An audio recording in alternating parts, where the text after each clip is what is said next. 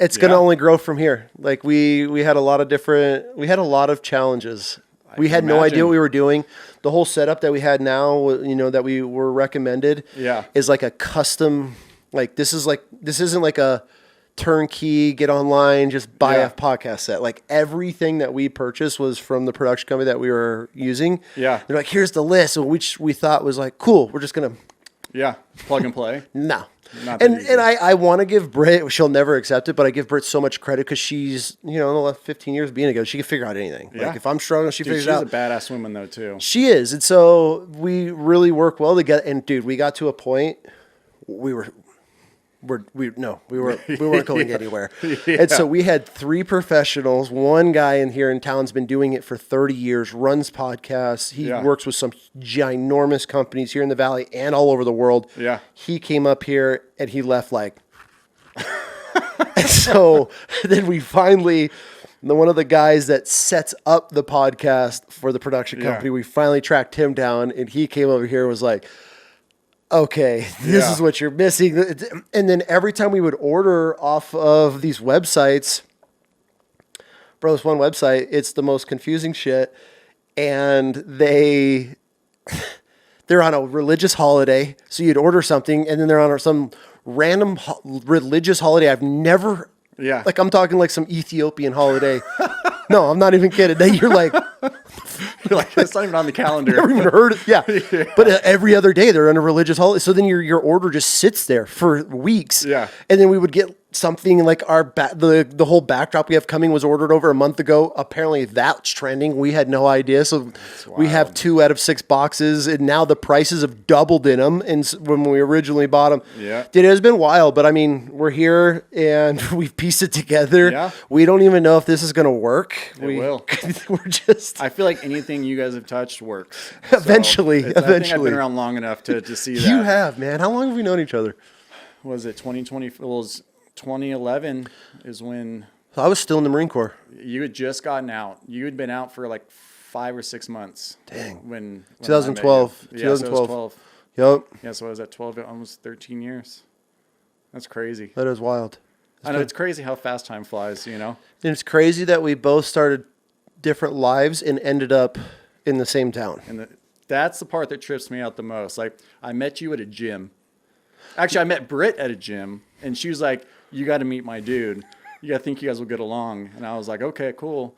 And I don't think at that time, I think I was just fresh to the gym at that point. So I wasn't, didn't really have any size on me at the time or whatever. And then I meet you, and I'm like, this fucking massive dude. I was a gorilla then. I think I was like 290 then. You were a big boy. Yeah, and then I feel like we just hit it off, and then dude, for years you were like my big brother, and then we had a lot of fun. And then Wishes started and doing all that kind of fun stuff. We did some Tough Mudders together. Dude, I was gonna bring that up. That Tough Mudder, man, that was. I think I was smoking cigarettes at that time, and I remember smoking a cigarette on like mile 9, and people were like, "Fuck you, dude." Did you do 1 or 2 with us? Because we did the Vegas one. Did you do the Cali one with us with Eric Cali too? One, yeah, with Eric. And I remember I carried him for like a mile, dude, and. Someone had his prosthetics, and I just had him on my back, and I'm like, "Oh my god, dude, this is brutal." That was one of those moments. Somebody just brought that up not too long ago. I don't know if it was Slate. Somebody they're like, "Do you remember when you were bragging about being able to do the monkey bars with a dude on your back, and you worked out for months?" Yeah. And I trained because I had this image in my head that I was going to be this giant dude with an amputee, triple amputee on my back as the V-shaped monkey, and I was gonna just way up. And I got to the second bar. I was like, bail, and eject button. I was so smoked by that point. I made it 2 rings or bars up, and I just completely fell. We ended up in the water, and he was almost drowning. He was swimming around like Nemo. Because Eric's like, help. That was one of the most miserable things that I had done at that point in my life. That's what kicked everything off, though. I don't know. I feel like that was so much fun. I look back on that. I feel like because I really don't feel like we had any rules or any like plan at that time. Like I feel like you knew what you wanted to do. Like you wanted to give back to the combat, to the community. And you start this organization, and you're just like, I don't know what direction. I just know I need to help people. Yeah. And, obviously I, not being a veteran, I was like, hey, I want to be involved, but just, tell me what I can help with. And I feel like, I mean, dude, I think about the amount of work that I think we all put in at the very beginning, even just to the point of getting Eric out there and stuff like that. Like I remember wild. The first, few events. It's kind of crazy how far everything's come. Britt and I, we talk about it constantly, because it's been over a decade. I think January is going to be 11 years for us with Wishes. Crazy. And it's hilarious because we'll scroll all the way back on social. Yeah. To the beginning. Yeah. And we sit and we look at it and we're just like, oh my God. It's almost cringe to us now because we had no idea what we were doing. Nobody did. But all we knew we knew what we wanted. We just wanted to help the community. And then that's when dudes were still healing bandage wise, not mentally. Yeah. The dudes still had stitches. Yeah. They had sores. They had, Eric was still getting surgeries done. I don't think he had his full, didn't he have temporary prosthetics too at that time? I don't think he had his full. Because he was still so swollen from the meds and everything. So he was constantly getting new prosthetics fitted and all that. It was crazy times. And we look back at it now, we're like, oh my God, how did we even get through that stage? We had no idea. It was such a shit show, but we got through it, and then obviously over the years, we just evolved and learned from our failures and then what was great, what wasn't, what the veterans wanted. And it took us a long time to actually get on track and realize okay, instead of us giving what we wanted to do, this was, I'm going to be the hero. It was hey, once I had to swallow that pride, it kind of checked myself. And then when working with vets, and was man, what do you guys want? And then once they started voicing what they wanted, and we really shifted gears into instead of us just providing programs, what a lot of organizations do, which there's nothing wrong with. It was hey, what can we do? And once we really started going into the community and getting polls and getting their feedback, that's when we're oh, cool. And then when we really got away from the hunting side of things, and that went from our biggest program to our smallest program, that just took us to the next level because instead of, not everybody supports the outdoors and not everybody supports hunting, but everybody wants to support a veteran taking his kids out and learning how to do something 100%. Or getting a husband and wife connected again after going through, a husband going through all the traumatic shit he's gone through and a wife having to deal with that. That's when we really shifted gears. So anyways, Kyle. But that's what matters though. And I think what you guys have done has been pretty damn incredible. And thank you. Like I said, being over here over a decade later, and it's still rocking and rolling, dude. Rocking and rolling. We got a lot of catching up to do. It's been some years. So Kyle, why don't you go into who you are and where you're from? We'll just start right in the beginning. So Kyle Nations, originally from South Orange County, where we met. I don't know how far you want to go back. Childhood wise, or Let's go. Let's do it. Wherever you're comfortable with. Yes, I was born in Buena Park, California. Moved to Mission Viejo when I was, I want to say maybe 9 or 10. And shortly thereafter, my parents divorced, a very nasty divorce. How was that as a kid? Do you remember much of it being that young? I do, because it was nasty. There was many times where child services came to school and really? I talked to police officers, and it was that bad. It was really bad. There was a lot of anger and animosity, and at the time I didn't know, I wasn't able to put blame on either parent, because I didn't really know the whole story. But as I've gotten older now, and I know a lot of the reasoning, a lot of that's changed. But and it took a lot of healing with both my parents, because I really didn't. I was mad at them because I had a bunch of friends that were, essentially had two, parent households, and I'm like, why can't you guys figure it out? What the hell's going on? You know what I mean? But yeah, so that was basically what happened. It was a nasty divorce. It lasted for about, I want to say, 8 or 10 years, something like that. It was a long time. It drug on that much. It drug on. So they never learned how to co-parent or anything no, it was nasty. No, they to the point that they were trying, affecting each other's, businesses, things were happening that, and I don't know if my mom or dad will watch this, but some really horrific things were happening. But yeah, did you have siblings? I did.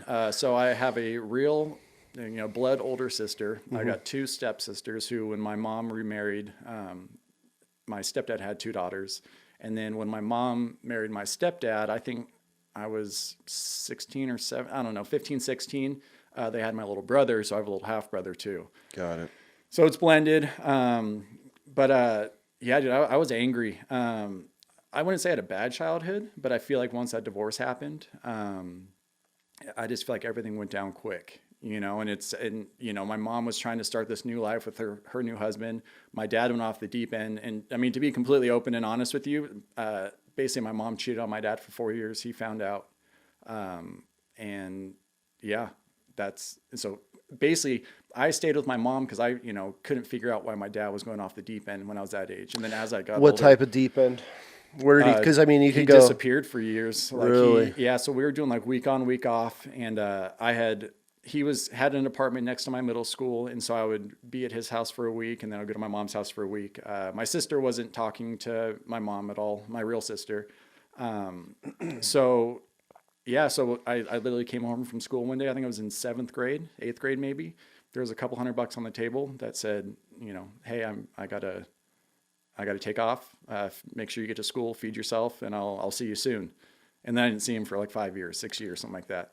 No shit. Yeah, so he dipped out to Hawaii, and then trying to process that as a kid too, right? Like, where'd you go? And again, I mean, I didn't know what to believe. All I knew was I had, my mom's side of the story, and it was just, there was so much that was happening in such I don't want to say a short amount of time, but just happening all at once. Yeah. That I just didn't know where my place was. And like, I was huge into sports. I was, a very high level athlete at a young age.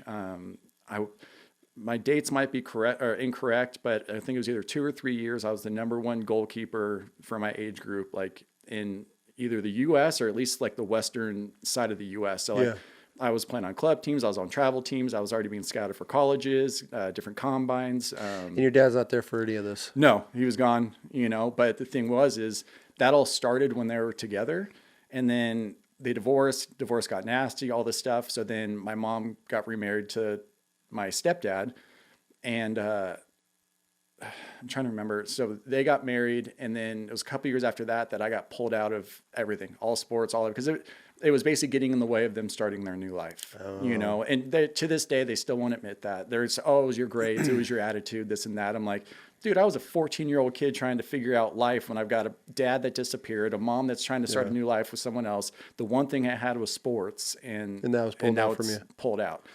So it was what it was. Again, being older now, I've forgiven, but it's, obviously that hurt is still there, For sure. and it's one of those things. But so moving forward, so I left when I was 17, was living on couches, couch surfing, all that kind of stuff. I ended up finding an apartment with some friends right next to my high school because I had essentially crashed my car. I didn't have a car, so I had to figure out, how to, do this. Yeah. So moved in with all these people, and then come to find out they all turned into heroin addicts. So now I'm living with like 4 heroin addicts. There's like it's a 2-bedroom apartment, and there's 2 people to a room, and I'm living in basically the dining room, paying $250 a month. And how old are you? I was like 16 or 17. Yeah. It was kind of wild. So at that point I'd gone to its independent study. So it's like basically the school or this program is for like pregnant teenagers or like gang members or people that had gone to, jail, as a kid. So basically I would go to school once a week, pick up a packet, do the school, do all that stuff. And then the next week I'll drop off the packet from the week before, take a test, pick up a new one so I could work full time. So I could figure out, so I could afford rent. You didn't pick up any of these habits living in this house? At the time, no. If any, dude, it's actually pretty crazy. Like I saved one of my roommates' life. And we can get into that story too. I didn't know anything about, I would watch them smoke and, shoot heroin all the time. And, I just saw what it was doing to them. And I'm like, dude, this is all I can afford right now. So like, I'm good. Yeah, I'm good. So then I turned 18, was still living in that place. One of my roommates, well, a couple of them had overdosed throughout the time, but I wasn't there. But this time I was home. I hear the door's closed. I hear his dog going crazy, and I'm like pounding on the door. I'm like, dude, like shut your dog up type of thing. Oh no, that's what the dog was on the patio barking. And so I'm like pounding on his door, like, dude, let your dog in. It's barking. He's not answering. And just so happened, I had a buddy, Zach, who had just gotten back from overseas. He was a medic in the Army, just gotten back overseas. He was at the house for maybe a day, just hanging out with me. And he's like, dude, something's not right. And I was like, why? And he's like, puts his ear up to the door, and he's like, I hear gurgling. So I walk up, I kick the door down, and lo and behold, one of my roommates is sitting there with his arm tied off, needle in his arm, and he's overdosing. No shit. Yeah, so Zach goes over there, basically, does whatever he, does. I get on the phone with 911, get paramedics on the way, all that kind of stuff. I did the sternum rub on him, get him to basically wake up, and then right basically as that's happening, the cops are rolling in, and I remember they took him to the ambulance or the hospital. He comes back gets discharged, comes back the next morning and gets upset at me for calling the cops because I ruined his high. Yeah. Time to go. Yeah. But time to go. But there is a happy ending to that story. Lost track of that dude for a couple of years. I thought for sure he was dead. Come to find out, he got sober, moved to Georgia, had some kids, started an HVAC company. No kidding. Dude, he's a professional bare knuckle fighter now. His really? name's Josh Marr. Dude, I never would have guessed in a million years that this dude would have turned his life around like that. Really? But yeah, we still talk, like when we'll chat on Facebook and stuff, and he'll be like, dude, remember that time? But yeah, that's kind of a little side note to that story. Good for him, man. It don't always end like that. No, so all the rest of them actually passed away within a couple of years. So he's the only one that made it out? He's the only one that made it out. Yep. Wow. So yeah, that's basically what happened with that. But while I was living there, I met my now wife, Ashlyn. So she was ironically dating a guy in the apartment complex who was also doing heroin with, it was pretty, she didn't know this. So, I mean, oh, really? No, she didn't know. So she was dating this guy, for like a month or two or whatever. But yeah, this dude would be hanging out at my apartment doing heroin and making out with chicks and doing stuff at, my apartment. And then, she would come over and dude, she was such a rad chick at the time, and I'm like, so I would tell him, like, dude, your girlfriend's like super cool. You know what I mean? Like, why? I don't know why you're doing what you're doing. He's like, oh, blah, blah, being all, junkied out, whatever. So finally, something happened between them. I think he tried to smoke like heroin in her car at some point. And she was like, get the fuck out of my car. Like, what the hell? She was naive to it as well. Like, nope. The only reason why I knew is because again, I lived with these guys and I saw it, but I was naive to drugs and all that kind of stuff. So anyways, they broke up. And we had just become friends over the couple months that she was there, and because we all kind of hung out together, and then we started dating, and here we are 15 years later. No kidding. Yeah, pretty wild. Who would have thought? I don't even think you knew that part of it. No, I didn't know that. Yeah, that's how Ashlyn and I met. That's wild. Yeah. So 15 years later. 15 years later, but yeah, it's just our story is pretty wild. We essentially grew up together. Because she's almost 5 years older than I am. So it's I was 18, she was 20. I just turned 23. How old were you when we met?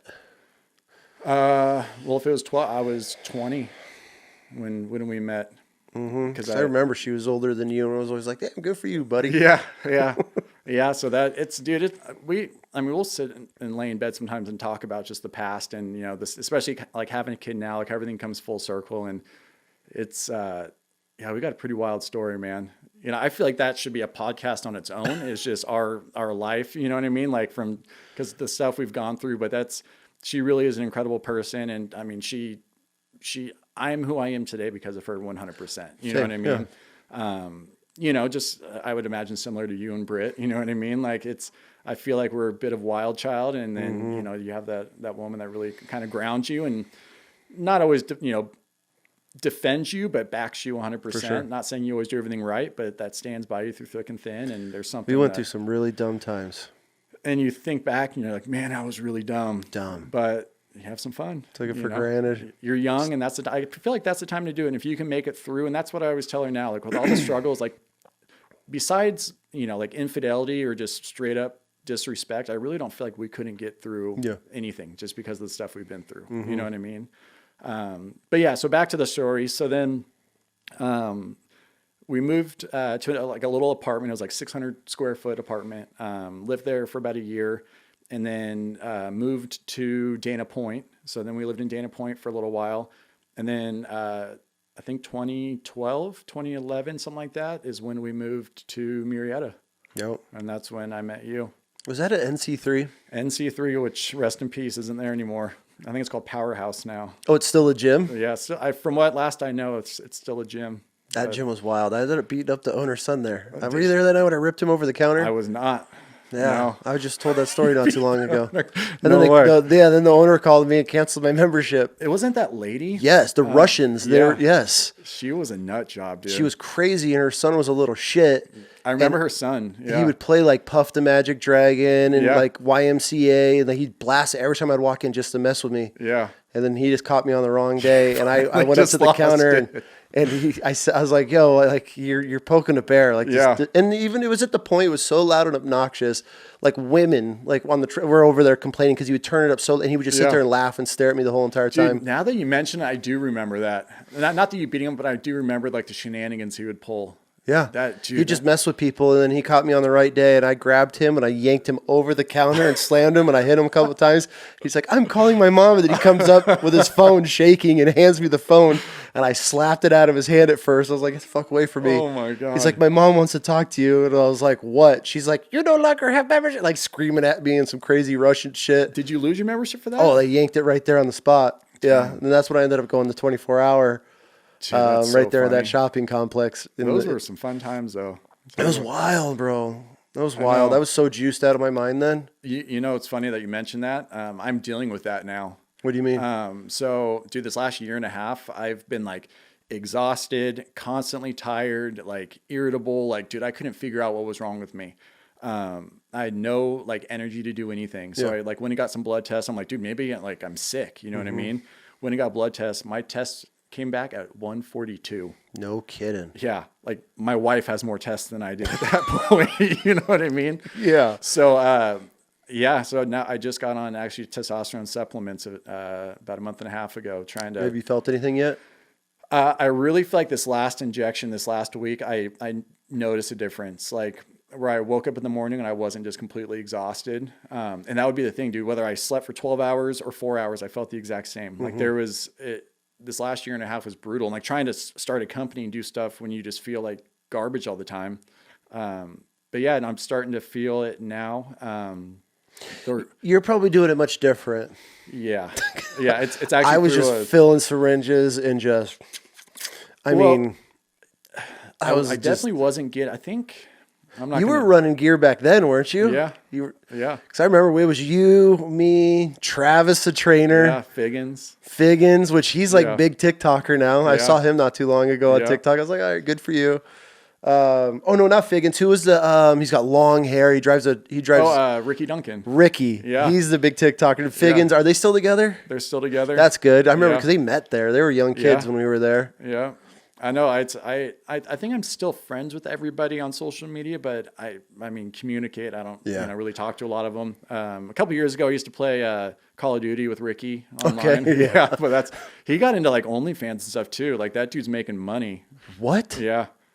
Yeah. Really? Yeah. So remember, like, I mean, good for him. He's got that look. Yeah, he's got that. Remember Brock O'Hearn, that like long haired, like. Yes. So he's got that same like Thor. He's all looking, tatted up. Yep. Beautiful man with beautiful hair. Yeah. Pisses me off, dude. Yeah. He's like 6'4", 245, and just looks like chiseled. I'm like built like a 14-year-old girl, and I'm like, it just sucks, dude.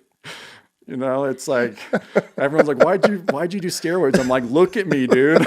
Like, it was rough. Yeah, that was that whole community was wild. Yeah, actually, I think that was, you almost beat my ass one day. Did I? Yeah, because again, I'm not going to, I don't know what the laws are now and how much time can pass. We're past the statute of limitations. Yeah, so I think I had a connection, and Figgins, you were waiting on a shipment. And Figgins called me and was like, hey, can you get me anything? I was like, oh yeah. So I got it for him, and you're like, you motherfucker, you're undercutting me. I remember I was on the incline dumbbell press at NC3, and you basically were like, lose my number, don't fucking talk to me again. I was like, damn, dude. I was like, Brian's like my brother. I was on the incline bench, and I just finished a set, and you walked up and like launched me off, like rolled me off the incline bench. I don't remember this. You don't remember this? And we stood up, and I think Britt might have been involved too. And she was like, Brian, blah, blah, blah. And I was like, dude, I don't get why because that was the thing, is I didn't even know why you were so mad at me for like a week. And I just kept texting you like, Brian, what's going on? And you're just like, don't fucking talk to me. I was like, dude, I was such a douche back then. I want to say douchebag. No, I mean, I was a certified douche, like for a long time. Like I've talked to people back there, like, man, you've changed. I'm like, yeah, not dude. the same dude anymore. But people have to remember too, like that was back when social media was kind of just gaining traction, and you had following, you were growing. I was a fucking douchebag, bro. I was growing big on social then. I was all about the image and had the whole BAM persona. I had to live up to that shit. Yeah. I was an asshole. Yeah. My bad. I apologize. Dude, I'm here now, like I said. And it's funny because, like, dude, even when I told Ashlyn that you'd, like, hit me up, she's like, oh, my God, like, how are they doing? And I'm like, I don't know. I was like, I'm going to, go, catch up with them. But, yeah, I don't know. I was generally on your good side, so I didn't really catch the negative side of the BAM antics. But there was a lot of fights and a lot of just dumb shit then. Old Town, there was a fight every weekend down there. Yeah. Actually, I remember you and I, we fought that group of guys at the, what was that one bar? Edge. At the Edge, yeah. Yeah. I need that dude in the face that night, and I forgot about that. Yeah. I don't remember how that started. I just remember I know exactly how it started. Was Travis there that night? Yep. There was a dude that worked with me there, and he was dating that black chick. Okay. What was her name? Sophia. Okay. She worked there. She was one of the hostesses there. Okay. And this dude walked up and just dropped like the N-bomb and just like trash her in front of all of us. And that's when we hopped the railing. That's right. And we got in that group. I was ordering a drink, and all I turned around and I saw you had some dude like by the throat, and you were just like teeing off on this guy. And then I think, Travis was in. I feel like there was somebody else there too. He was a big redheaded dude, yoked out of his mind. He was an Army vet. That's right. I just started hitting dudes. I didn't know who was involved. It's just whoever was there. I just was just like. I think I got in a fight because I was bouncing there. Yeah. That was the greatest place. That guy literally was like, "Hey, I'll pay you to beat people up here," and I was done. You were what? I mean, you were 25. 5, yeah, at that time. I would 25, say, 26. Because you're what? How old are you now? Just turned 40 in August. Yeah, dude, that's crazy. Mm-hmm. I'm surprised I didn't get hurt there. Yeah. I mean, and then you had all the UFC gyms right down the street. Everyone's a badass. Everybody's a badass. Yeah. You got Hell's Angels. You got all the Supercross dudes. Yep. All the UFC fighters. All the cholo ass gangbangers that wanted to roll through there. All the Marines. Town. I fought so many Marines there. You actually had Pendleton right there. There. I think I fought more Marines, and nobody had a clue I was a Marine. I might have been just getting out, or I was just out then. But and then it was literally Friday and Saturday I would come home after like just fighting all night, and then Britt would show up, and I'm like, here we go, and then something would happen then, and that was a fight every day, dude. That was and then we would just bar hop, and after that bar would close, we'd go down to the bank, Dude, the bank was there. What was that big Mexican dude, that Tiny? We called him Tiny, but I don't remember his real name. he was as wide as he was tall. Ginormous, and he would just let us fight everybody there. Yeah. One of the biggest fights I ever got was one of the first Wishes vet trips that we ever did. Yes. With Dom. Yep. Was at the bank there, and that's when that whole bar erupted, and I literally. It was women, children. I was punching everybody. So I fought for my life that night. I left like 15 minutes before that because I think actually Ashlyn and I were in an argument or something, and I had just left, and I remember you calling me, being like, "Where are you?" And I'm like, "I'm on the 15. Why? What's up?" You're like, "We just got in this big fight. Where the fuck were you?" I'm like, I literally had just left. Didn't Dom beat someone's ass too? Yeah, we ended up catching charges when we got back from Mexico. We fled to Mexico the next day on the Wishes trip. Yeah. Yeah, I knew that dude for hours, and these two Marines that started that whole fight with us, and they were jealous because we were telling everybody. I got to have Dom on to tell this story, but. He's a cool dude. We were telling everybody we were filming an episode of Shark Week because he's missing his leg. It was August because we were going to Baja for my dirty 30. That's right. And we were telling everybody we were filming an episode of Shark Week, and I was the producer. Dom was obviously the victim. That got attacked by a shark. He lost his leg overseas. And we were filling up his prosthetic, the bar. Drinks out of it, all the bartenders, all the bouncers, everybody knew we all hung out at each other. So we walk in, we give him the leg, and they're filling his leg up at the tap, and we're passing it around, and people were just drinking out of his leg. It was so gross. And these two dudes, these two Marines, they're towered over Dom. Yeah. Because he's not a big guy, but yeah. He's a scrapper. He's a Golden Glove boxer, like in high school or whatever. And I'm just get 2 new drinks, and he nudges me, and I look at him. These 2 dudes are standing over him, like, "You good, bro?" And he looks at me, and I just picked him up from the airport, drove him to the house. We didn't even know each other. He was like through a friend, recommended this wounded veteran, and I was like, "Fuck, let's go to Baja for my birthday if you guys want to party with us." Those are some crazy times. Yeah. And those 2 dudes towered over him. Dom looks at me and nods. I looked at him, and I looked at those dudes, and I nod back at him. I put the drinks down, and he turns and just hammers this dude. Yeah. The other dude hits Dom, knocks Dom down. I hit that dude, and then the whole bar just erupts. Yeah. And I'll never forget, this was the craziest shit. This woman jumps on my back and is clawing my face. That's right. She's on me, and she's scratching my face, and I remember bending over, and all her hair, this long hair comes down, and I'll never forget, her nail went in my gums. I felt her fingers in my mouth, and I was like, "Motherfucker." And I grab her by her hair, and I over me, and this dude comes off my back, and I look at him, and it's just like this hippie old man. And I was like, "Motherfucker!" And I start stomping this dude because I remember my gums. I thought I could just taste blood, and like he was scratching my face. It was some hippie jumped on my back and starts clawing my face, and I thought it was a woman. And then that's when the whole bar erupts. Isn't it crazy, the stuff, like, in those moments, the little details you remember? Yeah. You know? Yeah, it was insane. And I'll never forget, I grabbed Dom, and that's when Tiny was at the door. Yeah. And he's looking at me like get out of the bar. Yeah. And Dom got behind me, and I just started hitting everybody. Yeah. And I just made a path out. And we're leaving for Baja the next day. My flip-flop comes off. And I get Dom out of the bar, off the because the bank had that outside patio. Yep. I shove him out. And I go back in, and Tiny tries to stop me. I was like, "I need my flip-flop." And I fight my way back in the bar. And I don't know if it was GY6, somebody that night, I see them hold my flip-flop up, and someone had it, right? And I catch my flip-flop, put it on, and fist fight my way back out of the bar. And that's what I was like, "I'm going to go get the truck." And I look, and as soon as I look, Dom just cleans this dude in the street, knocks the guy out. Did the dude follow him out, or was he? I don't even know. So I got jumped outside of the bar, and I had like 3 dudes on me. And I remember I was like tucked and like I was getting my ass whooped at this point. And I look, and Dom hits the ground, and his leg falls off. And I was like, "They got Dom!" And like the Hulk, Dom's down. And I like turn into the Hulk, and I just start going crazy. Get myself out of those 3 dudes that were whooping my ass. One of them was a biker. I don't even know why he was fighting me. Yeah. And that's when Dom gets up. I help him up, and I'm like, "We got to get to the truck." And this dude was behind his chick like, "What's up? What's up?" And he turned his head, and in the second that guy turned his head, Dom was like, and just clocks this dude, knocks him out. We run, we get in the truck, and then we fled to Mexico the next day. And you guys caught charges for that on the way back? Yeah. Soon as we hit service, man, like private investigators. I remember getting called about it. And that's the only reason why I remember, like, I left early, and I was like, "I don't know. I wasn't there." And they're like, "Well, we have video of you there." And I was like, "Dude," they have video of me leaving.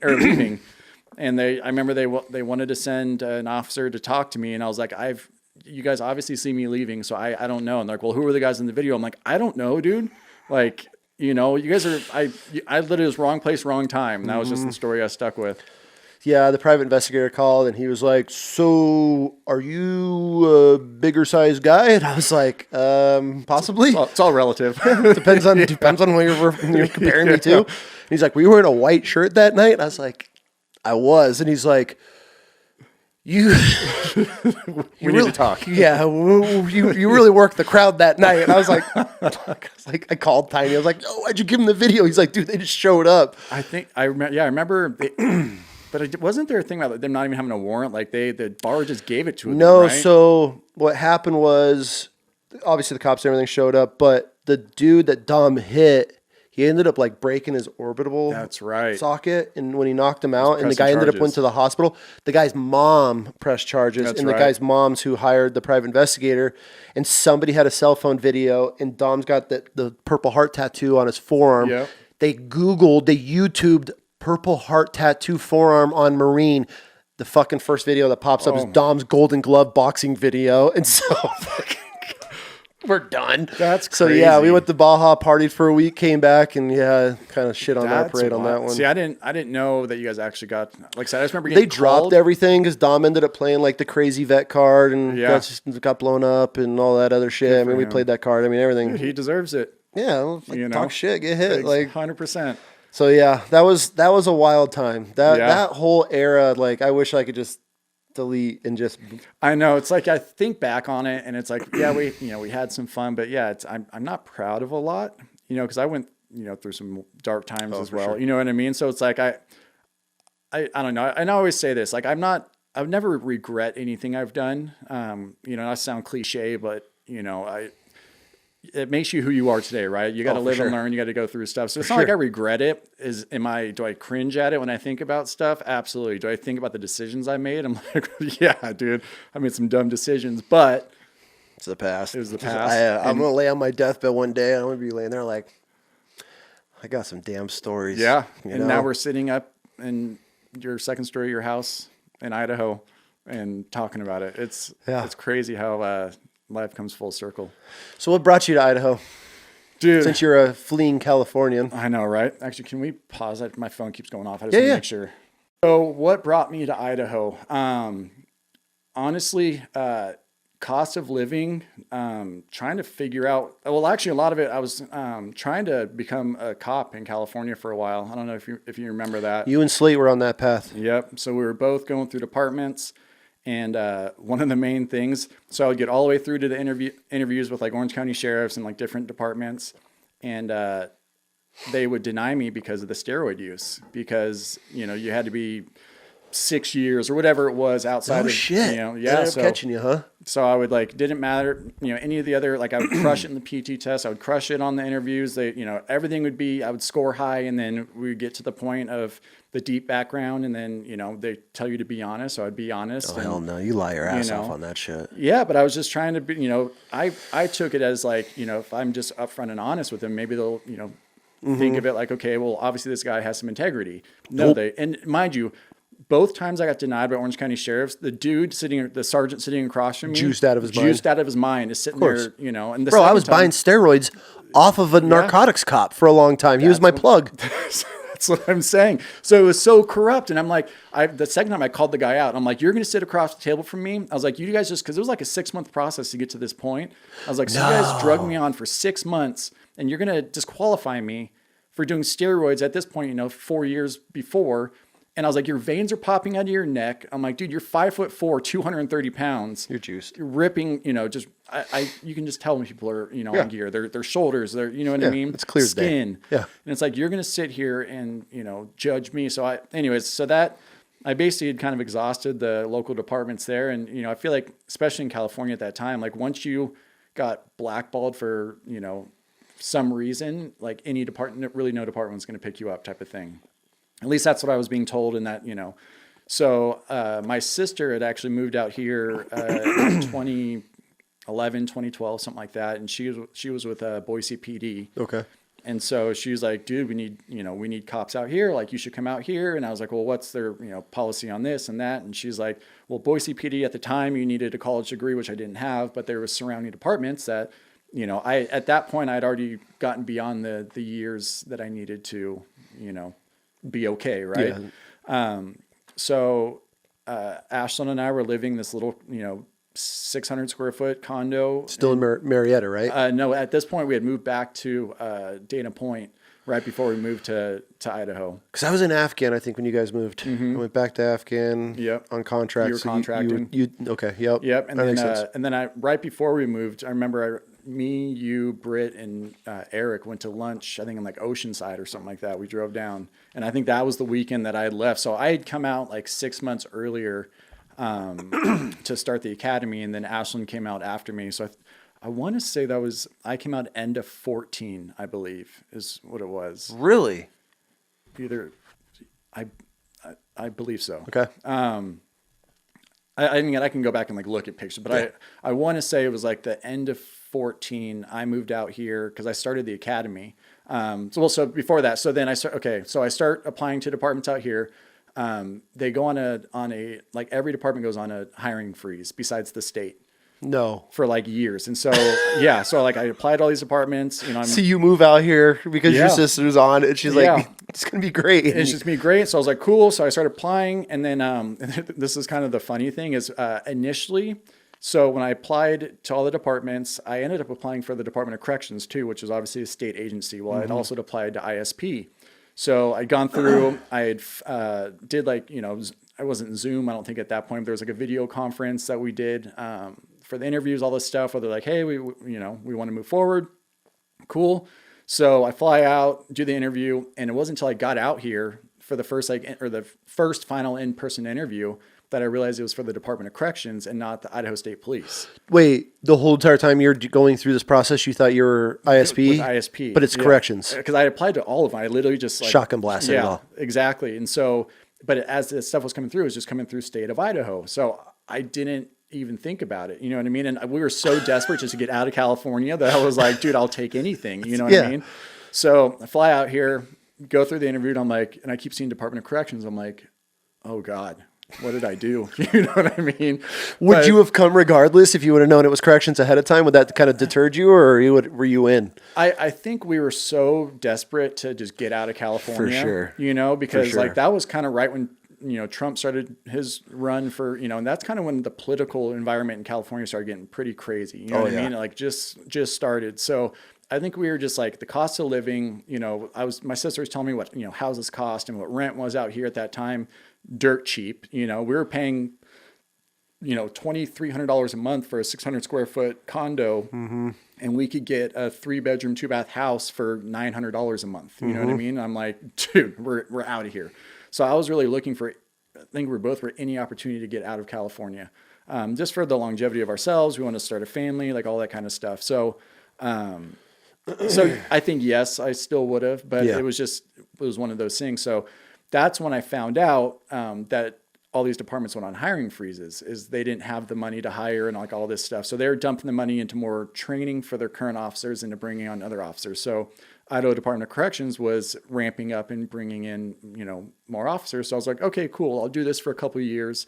And then, you know, once the hiring freeze, you know, opens up, I can either lateral over to ISP or I can start, you know, applying to Meridian or Nampa or, you know, all these other departments, you know? And I was like, I feel like it would look better on my applications if I'm already in law enforcement, because in the state of Idaho, you are a sworn in peace officer. And so I figured that would be, you know, the best bet. And then just move over. Exactly. And it was, I think it was like $13.75 an hour or something like that is what you started as the academy. But for the academy. Okay. Correct. But then when you got, you know, when you actually went to one of the institutions, I think you went up to like 14 something and whatever. Still very low. But Ashlyn at the time had, you know, started her brow, you know, business. She was on her own. She was crushing, right? She was doing really well in California. It wasn't until she moved out here and started her you know, salon here, and that's when it absolutely blew up. But and we can get into that too. But yeah, so it was just one of those things that, you know, I was like, look, I'll work here and then, you know, we'll lateral over. So go through the academy with the Department of Corrections. It was, I don't know, what was it, 12 weeks, 14, something like that. It was. What's the academy like for, dude, I'm not gonna, for a correctional officer? Yeah, so I'm not going to lie. So I showed up to the academy.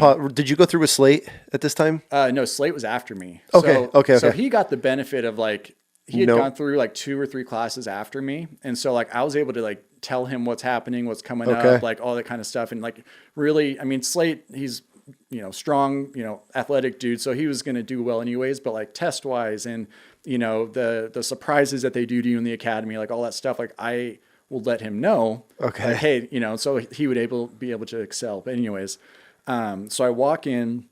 Is this day one? Day one of the academy. It's business casual, you know, so slacks, you know, all that kind of stuff. And I walk in, there's probably 40 something people in here. And I'm like, holy crap. So then I start looking around at everybody, and I don't want to sound like a dick. But the capable, able-bodied people that I saw, there was like maybe half the room. And I'm like looking around, I'm like, oh my God, dude, half these people look like they play World of Warcraft at home and, you know, or just are out of shape or whatever it was.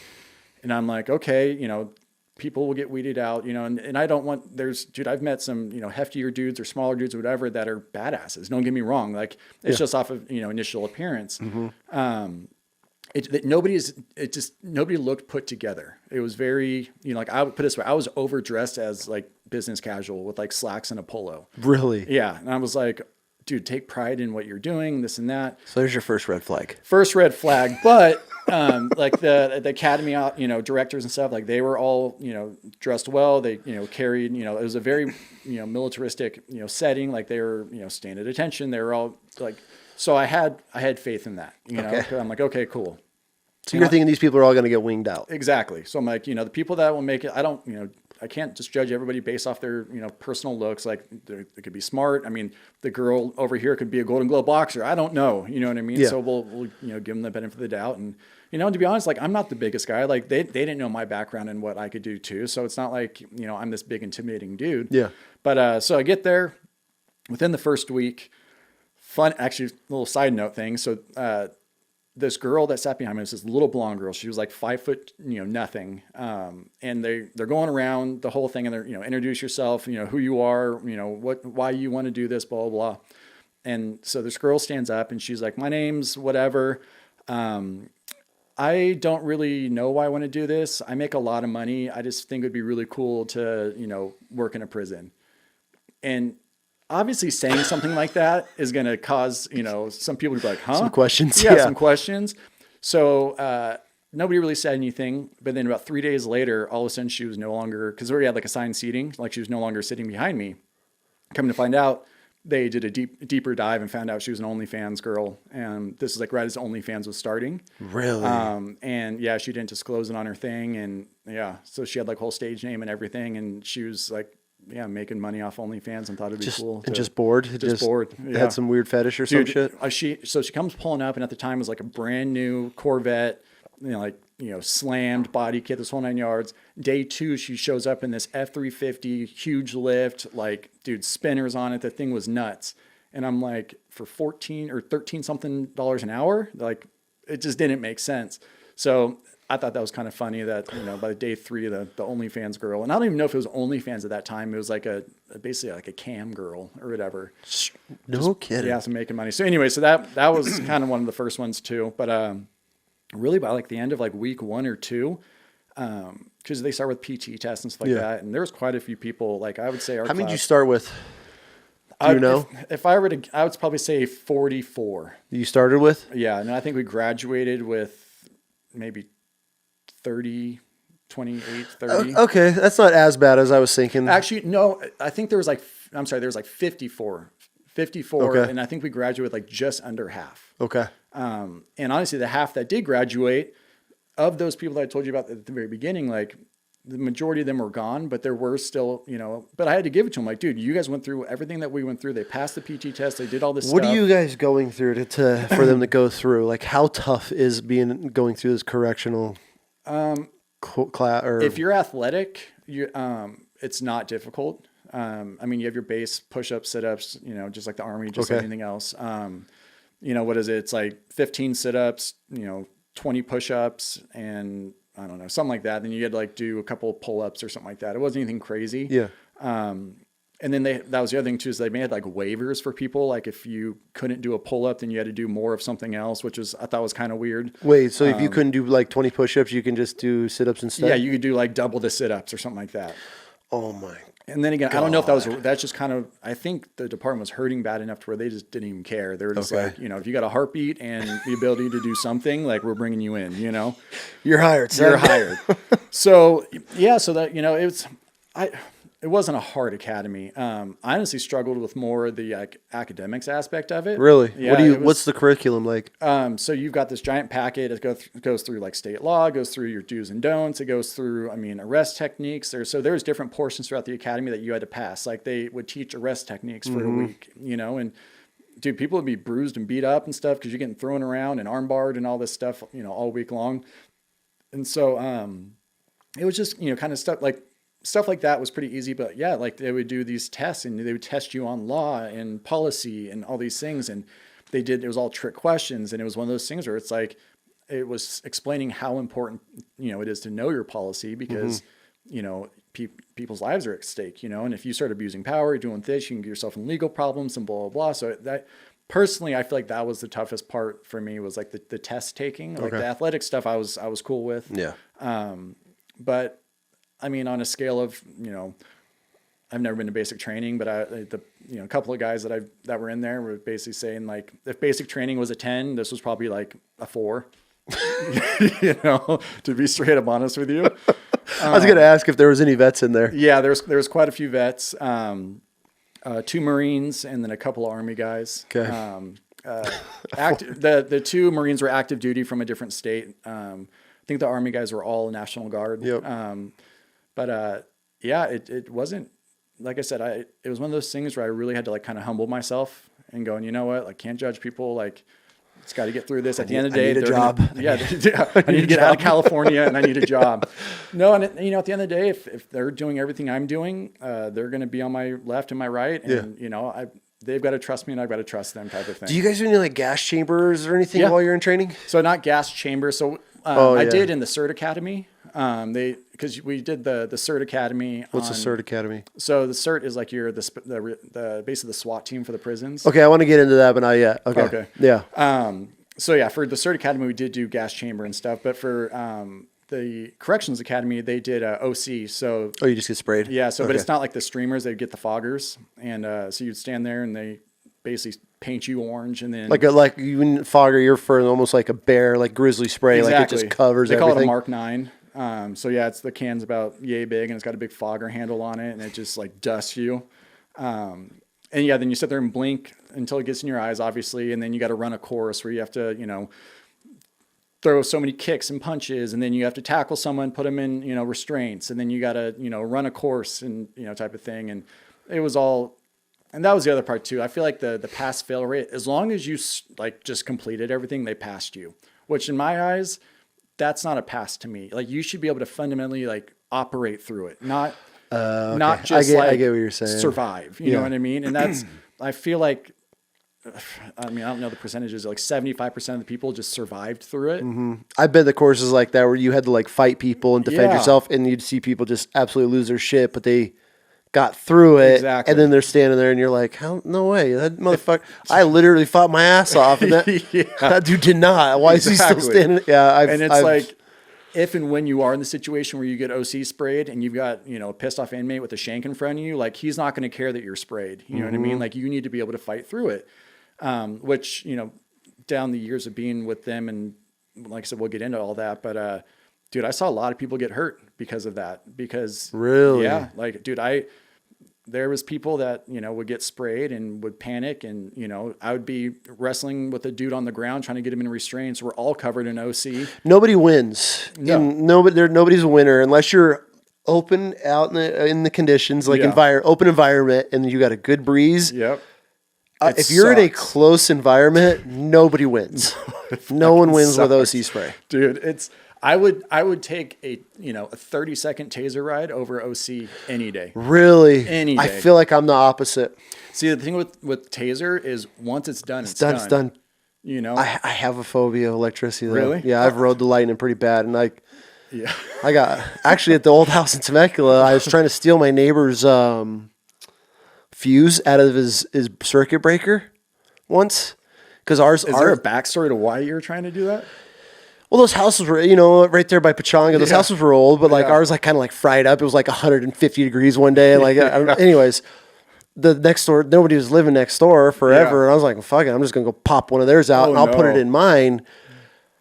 The end of the screwdriver, it wasn't like a full rubber. It had the metal cap. So I'm like, and it arced off and just floored me.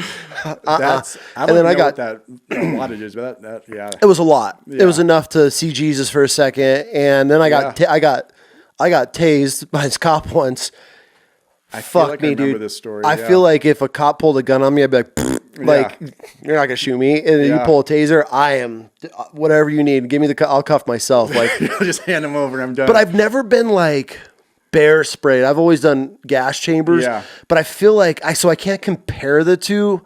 But CS gas is, wait, you have done CS gas or you have? Yeah, well, they would, but like when we were young troops, they would just lock us in the gas chamber. Yeah. Like, so you'd go through your shit, and they fucked with us one time where they were like, "Who thinks they're a badass?" And of course, being young dumbass Marines. Yeah.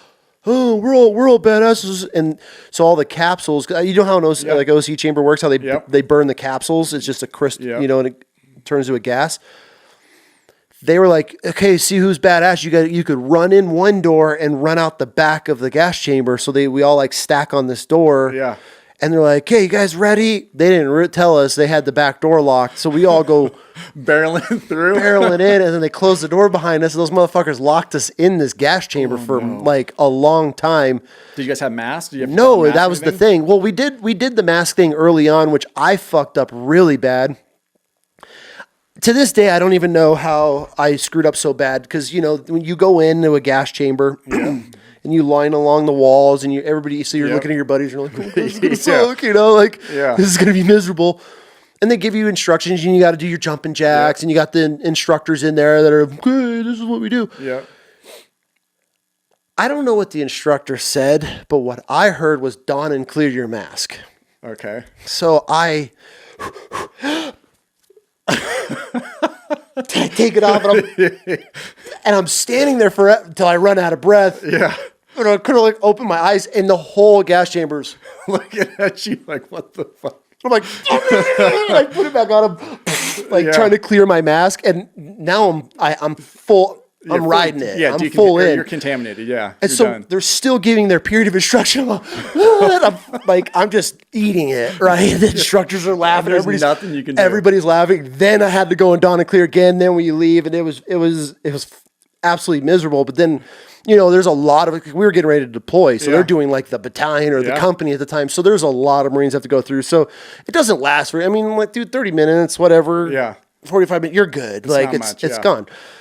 Then at the end, they had all the capsules left. They're like, who thinks they're the baddest dudes in the company? And so half my platoon were all like, we are. Yeah. And so they're like, hey, you're going to run through, no mask. You're going to run. They want us to do 3 laps inside. Inside the chamber and then leave. And then run out. And the chamber was, I'd say this size of this room, maybe a little bigger. Yeah. And then they had the burner in the middle. And so they dump all the capsules at the end. So you walk in normally, you can see inside the gas chamber. You can see it when we ran in, dude. You're like, it's like fog. You can't, fog. Yeah. They dumped everything and then they locked us in there. And there's video of us coming out. He's still in the Marine Corps. His name's Kyle Hales. He's I think he's a major or something now. But he ended up going enlisted and going to officer side. Yeah. There's a video of him running out, and there's just snot, dude. Just pour. We were miserable. They locked us in there and fucked with us for 5 minutes, and then they let us out. But so I've never been I've been pepper sprayed ish. Yeah. But I've never been the point blank like you're doing. So yeah. I don't know if I would compare. I know that's probably a long rant, but I don't know if I would compare. I do just electricity, man. I don't play with it. Yeah, either would suck. Don't get me wrong. I don't sound like I prefer one over the other. But the thing with OC is not only does it suck when it happens, but then even after that 30 to 45 minutes, you have to wash it off. Yeah. And then later on, the first time I ever got sprayed, I took a shower and didn't realize, so it all goes down. There's a lot of different things that, you learn every time you get sprayed. I'd say probably now at this point in my life, I would just I'd tase me and get it over with. Yeah. But then cause I guess I've forgotten the thrill of the ride of electricity. Yeah.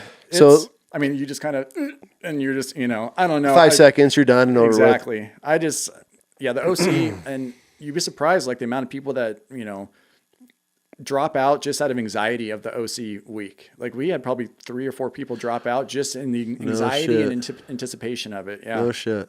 And it's you guys, and mind you, they do this at the very end. So you've already been through everything. No. You still have one final test, but That's is really your last thing before your final test. And people, would have panic attacks and wouldn't be able to, it'd freak them out that much.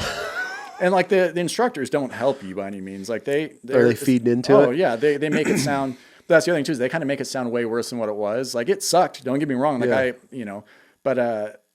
People drop out. I feel like it's a pretty important thing though. You're saying, if you got some inmate that's locked in a cell, and you spray him through the door. I don't know if that's a thing, a policy or not. Yeah.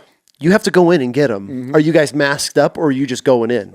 If it's a planned extraction, yeah, we're masked up. But if it's not, then you just do what you got to do. And like I said, we can get into those stories as well. Oh, we're going to get into those stories. Yeah, it's there was some.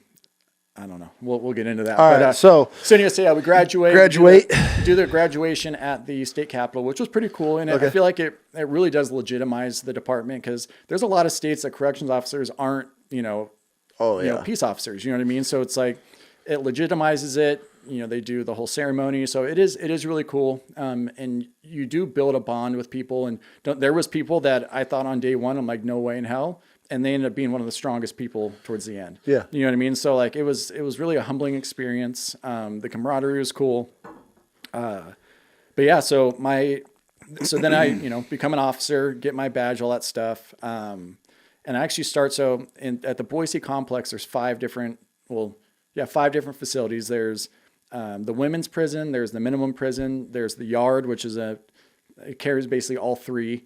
Then you have ISCC, which it used to be a private prison, but then Department of Corrections bought it. And then you have IMSI, Idaho Maximum Security Institution.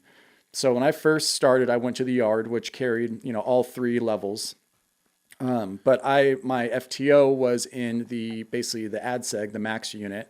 So I spent really the first 6 months in max. That's, fresh meat. You went straight to max. Yep. So you're dealing with murders, rape, the worst of the worst. All these ADSEG guys are just, they're locked down. There's some guys that are there for, years, and there's some guys that are there just because they got in a fight on the, on the field. So, but yeah, it was basically. Oh, so if they get in a fight in jail, is this jail or prison? It's prison. So it's basically the prison for the prison. So, so I basically spent all my time there, for the first few months. And then, right as I was getting, so the FTO program is supposed to be a year.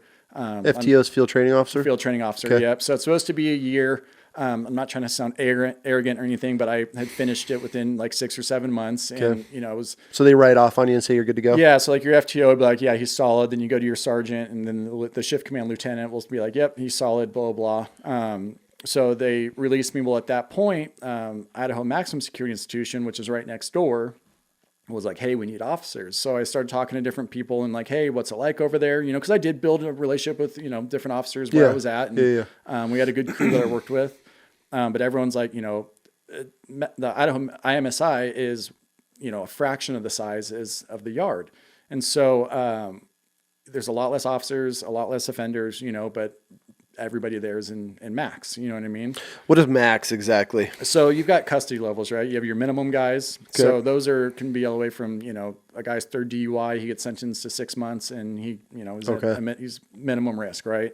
And then your medium guys, non-violent people. Yeah, for the most part, non-violent. Okay. There is politics at that, at that level where guys, they think they're, they want to do the gangbang stuff, and which is generally what leads them to going higher up in the classification.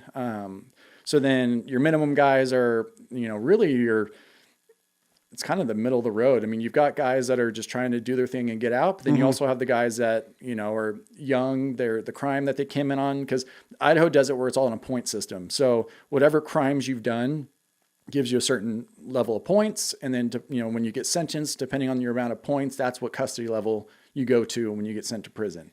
So you'll sit in county, fight your cases. Once you get convicted, all your stuff, you'll get it's a point system. For conversations purposes, anything less than 10 points is minimum. 10 to 20 points is, medium, and then above that is max, right? What's an assault charge catch you? How many points? There's a bunch of variables to that too. It all Is depends. it easy to rack up points? Very easy. Okay. Very easy to rack up points. And that's also what I think is wrong with and we can get into that too, where I think a lot of the corruption, because Idaho likes to pride themselves in the recidivism, and, we do all these things inside the facilities to, help these guys to reintegrate back into society. It's like, no, you don't. You say you do. Did they say that for funding? Yeah, it's all a funding thing. Okay. And they say it for the press. They say it for, and they'll even tell you, but then, so you'll have admin who hasn't even stepped foot inside of a prison in 20 years sit here and tell you about this new initiative they want, implemented. But I'm like, okay, it looks good on paper, but if you go down to these units and try it's not going to work. It doesn't make sense. If we had double the officers, it would make sense, but we didn't. We would run, 200, 300 person units with 4 guys. dude, you're outnumbered all the time. So, okay, so I get to max. So I end up talking to a bunch of people and I'm like, you know what? I want to go to max. Go ahead. On the scale of minimum to maximum in all the facilities, what's the best? What's the worst to work?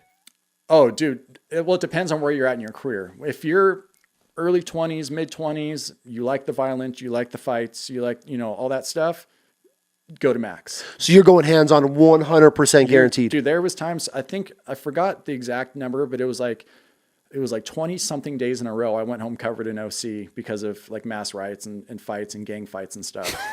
Yeah. Okay. Oh yeah. Like, yeah. so I can see that. If you like that stuff and you want to be in it, go to max. Okay. If you just want to ride your time, get your paycheck, do your thing, go to minimum. Dude, there's even, so, in prisons, you got to do tier checks, basically officers walk around the units and check. Dude, there was times I would do overtime at the minimum facility. And, I mean, even just our uniforms at max were different. Like we had the full, the chest, rigs with all the stuff. So we, had the leg, pouches and mounts for our OC spray. Yeah. Most of the officers don't even carry OC spray at the minimum side. Are you wearing that uniform on your OT overtime? Yeah. So I would go so from you're there walking, over there. Okay. They're and like, everybody knows you're from max because of what you're wearing. So they don't fuck with you or what? Nobody really fucks with you at the minimum level. Okay. There are some punk ass kids, but like they'll definitely, like, if it were to come down to it and they know that you're from max, like they won't try to pull the shenanigans they're going to do. They'll kind of, you're doing your tier check and they're just kind of, okay, keep going type of thing, where, a minimum security officer comes walking in and they're, hey, can we do this? Hey, can we do this? Blah, blah, blah. And they're killing them with questions. Right. So, which I quickly learned, like after like 4 years of being there, that I'm like, I was getting over the whole max thing, and I'm like, dude, maybe I'll just transfer to a minimum facility. We make the same amount of money, and way less risk. Way less. Dude, there's times that trustees, which are offenders, are doing tier checks for the officers. Like they're going like, oh, I'll go check tier 1 for you. And so these trustees will go out there, they'll pass out laundry to the tier, and they'll come back and be like, yep, everything's good, and the officer will mark it down. And I'm like, wait, this is in max or minimum? No, this is a minimum. Yeah, so I get it. I still can't justify that, but I get it, I guess. Yeah. And like I said, most people there are just trying to do their time and go home. Like they've got a softball team. They do like offenders versus officers, softball and kickball. And so it's like a way different. Yeah. And honestly, it was. Wait. Yeah. How long are these minimum guys in there long enough to have a softball team? It depends. There's lifers that have been, down for so long and have stayed out of trouble because your points can drop too if you have good time. So as long as you don't have you're not a violent person, like you don't have like a violent charge or like gang. So you have lifers in minimum. Yeah, there's lifers in there. Okay. That makes sense. They do their thing. Now that's who would be your trustee technically. There's in a way. A lot of guys like that. Yeah, they just guys that they call it DOR, disciplinary offense report. And so when guys get in trouble in the facilities, they get DORs, and it's basically like writing them a ticket, right? Okay. And that will give them more points. So if these guys stay DOR free for 5 years or 10 years or whatever, then their points start going down. How hard is it to stay DOR free? Very difficult. I feel like in prison you have to get sucked into something. So and that all changes with the levels, right? So at minimum, very easy. You just mind your business, do your thing. You're gonna have shitheads, but the thing is those shitheads usually end up doing something to get them more points, and they get taken filtered off out. Yep. Okay. So then guys just do their thing.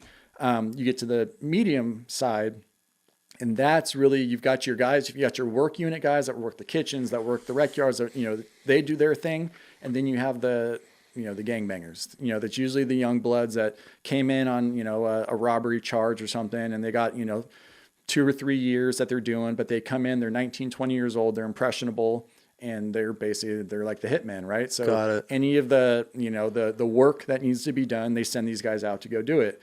So these guys will turn a 3-year sentence, go beat up a sex offender or go beat somebody up, stab someone, and then they'll get 15 years and sent to max, and they're like, "Yeah, look at me," because they think it's cool. Of that. Yeah, because that's the mentality that they've bred in there, right? And it's so wild to me that they would just add on time like that. There was guys, younger than me or even older than me that I'm like looking at. I'm like, dude, because I can look up any offender, I can look at their family history, I can look up all their stuff, and I'm like, you're not a bad person, like.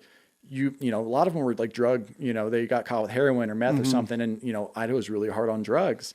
And so they would, they had a few drug charges. So they got, 5 years.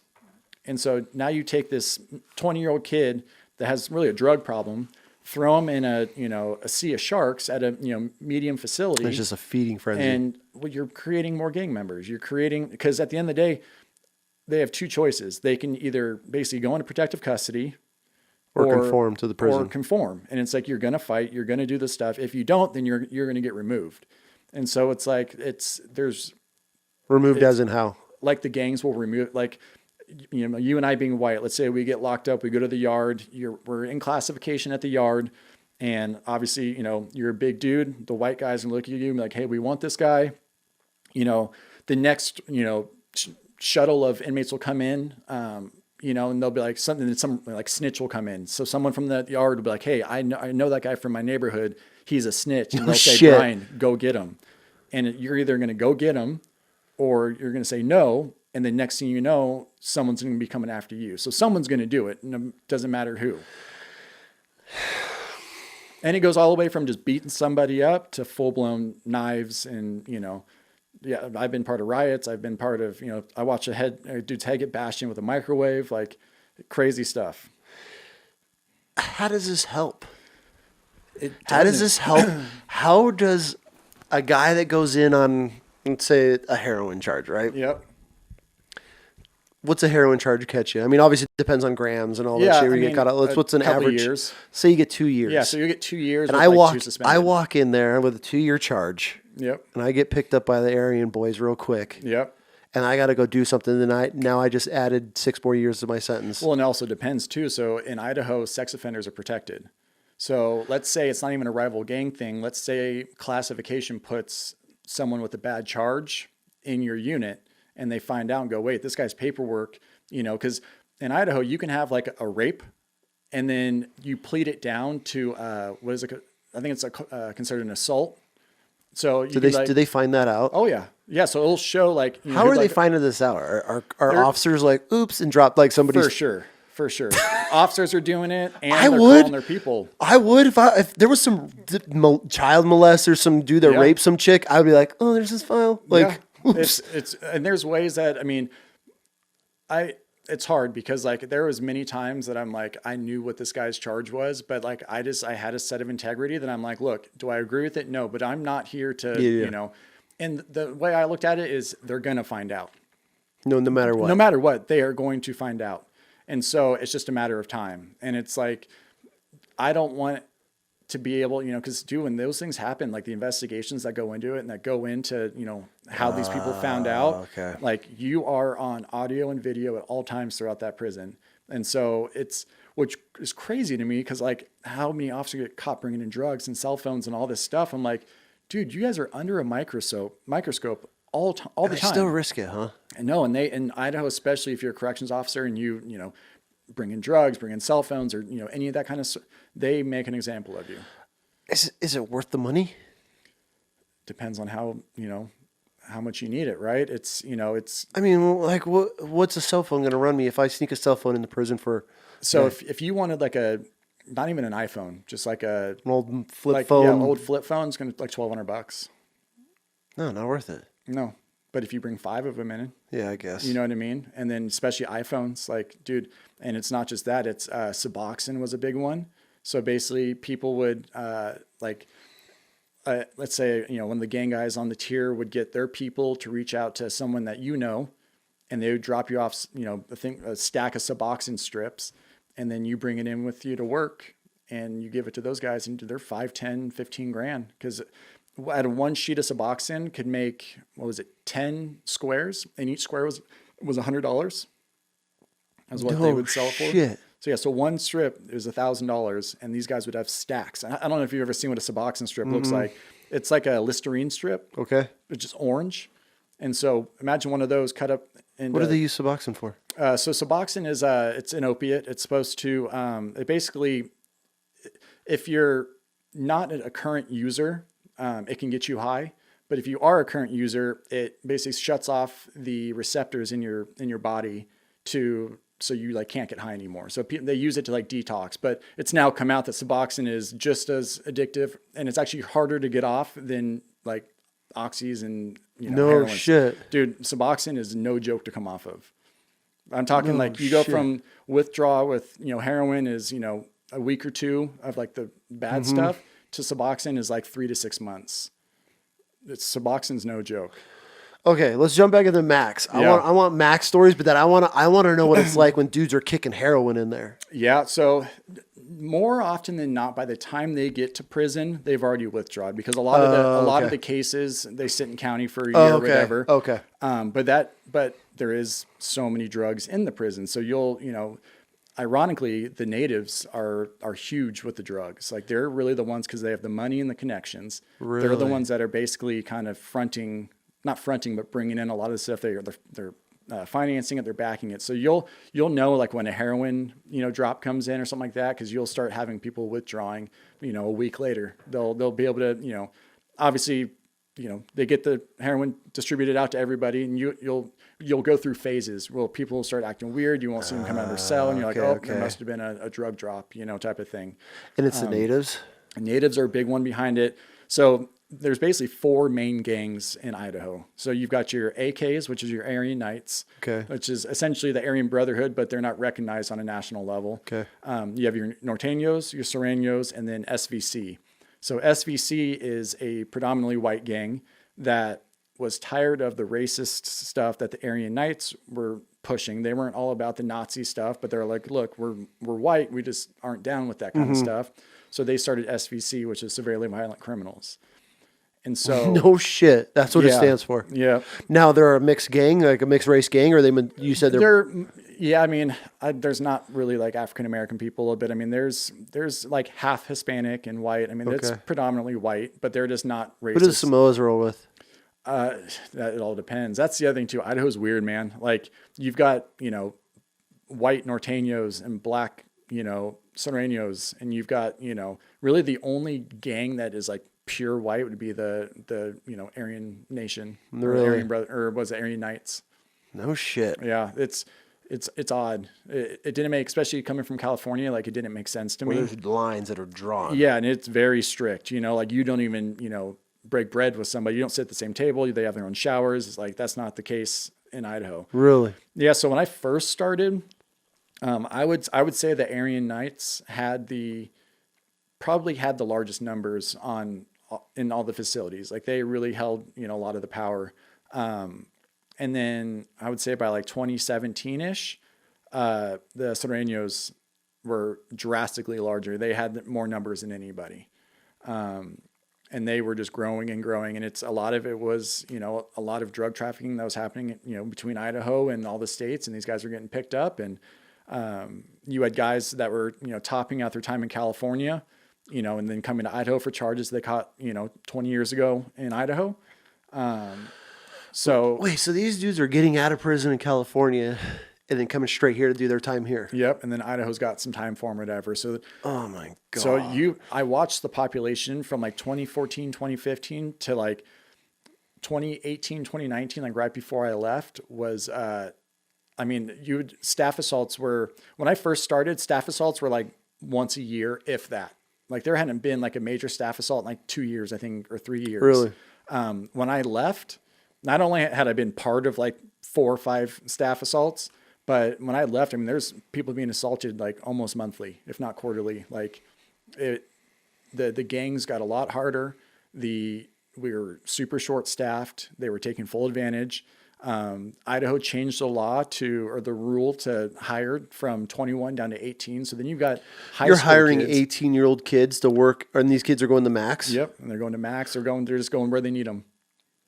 They're putting 18-year-old kids in the system to guard these life career criminals. Yeah. How did that go over? Not good. That's the amount of disrespect because the level. It's a child. It's a child. Yeah. They're legally 18.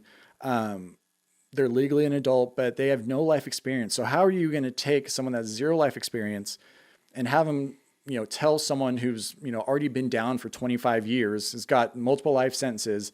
Do you think that person's going to care what this 18-year-old says? Grown up in the streets. Yeah. And then you have some kid from nothing Idaho. to relate to. You know what I mean? Oh, and I think God. that's why, kind of a side thing. I think that's why my time there was so, I don't want to say I was like respected by the inmates, but I had a common like ground with a lot of the inmates. Okay. Because I was honest with them. I was like, look, I get this Velcro badge is a Velcro badge. I'm not trying to be something I'm not.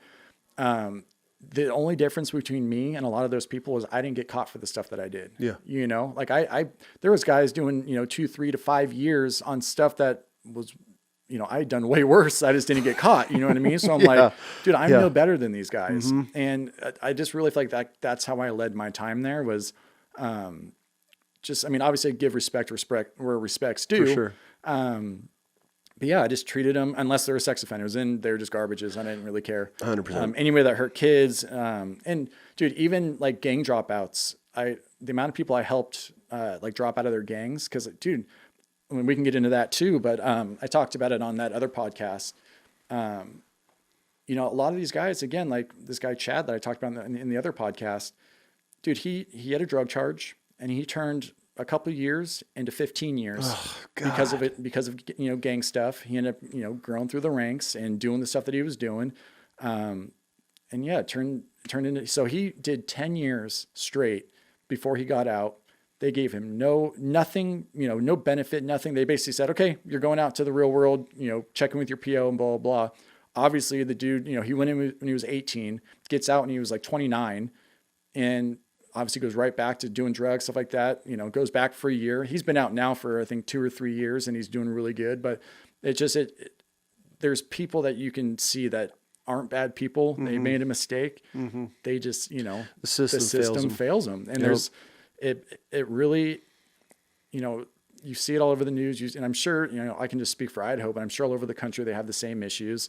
I really made it a mission, because I started telling these guys, like, I understand, the protection you want, or the gang stuff, like, you want to feel, because a lot of them just want to feel part of something, and whatever. And a lot of them didn't have a chance. Like Chad with his drug charges, like that instantly put him at a higher level, and so he's an 18-year-old kid with, heroin charges.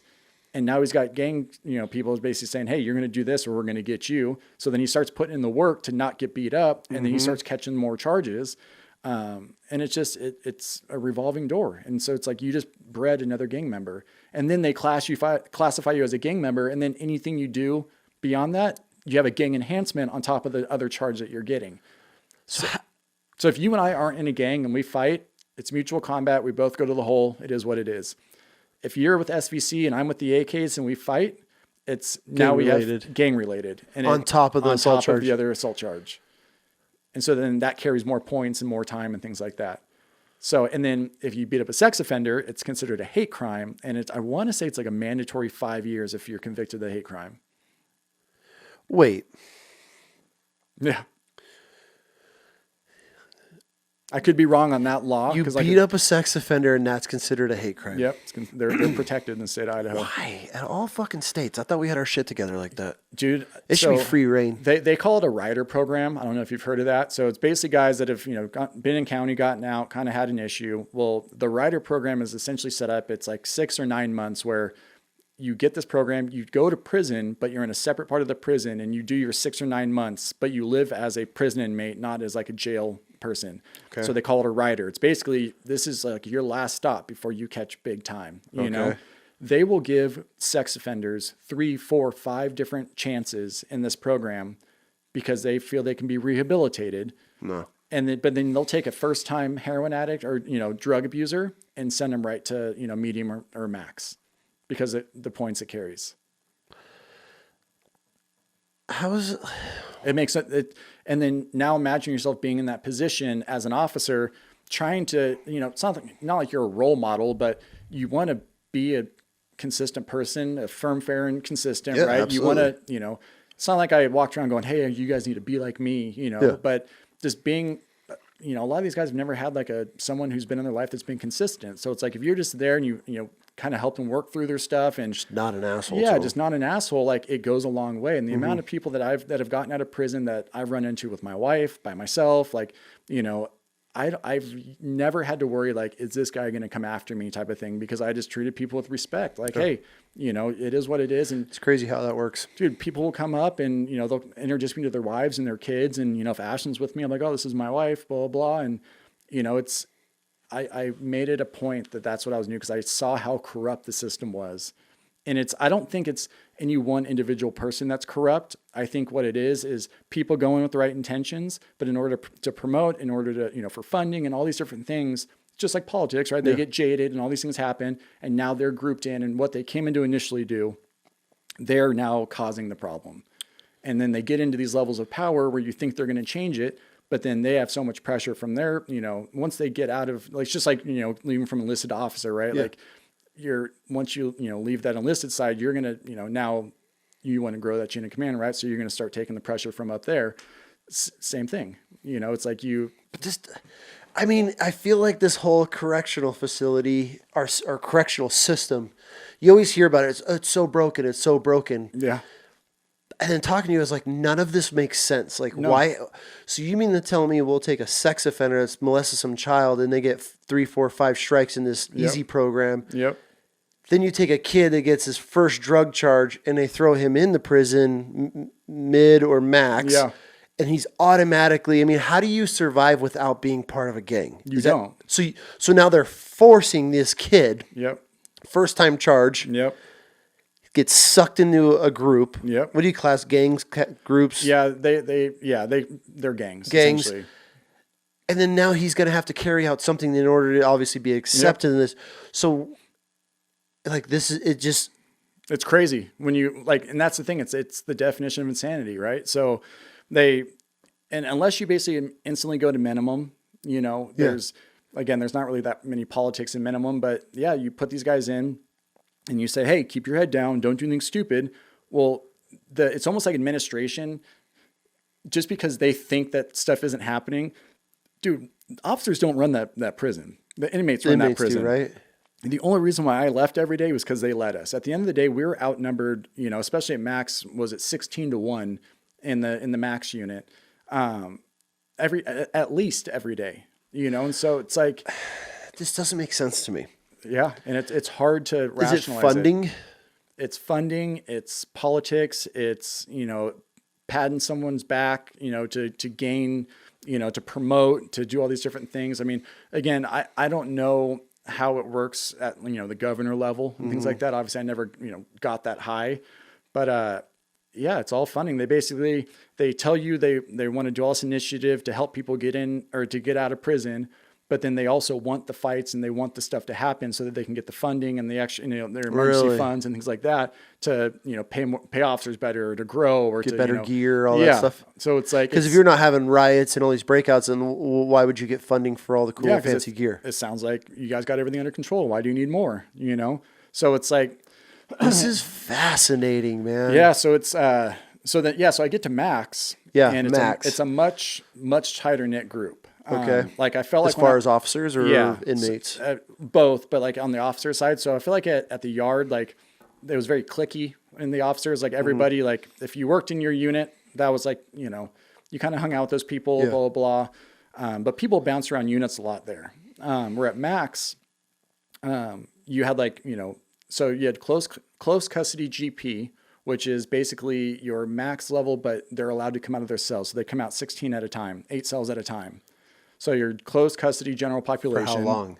It depends on the day. They'll come out for day room for 2 hours, and then they'll go to the yard, and then they'll the yard's outside or the courtyard. So area. In max, they've got it's like cages. Okay. So they've got I've got videos I can send you from what a fight looks like or what the yard looks like at max. I want to see them.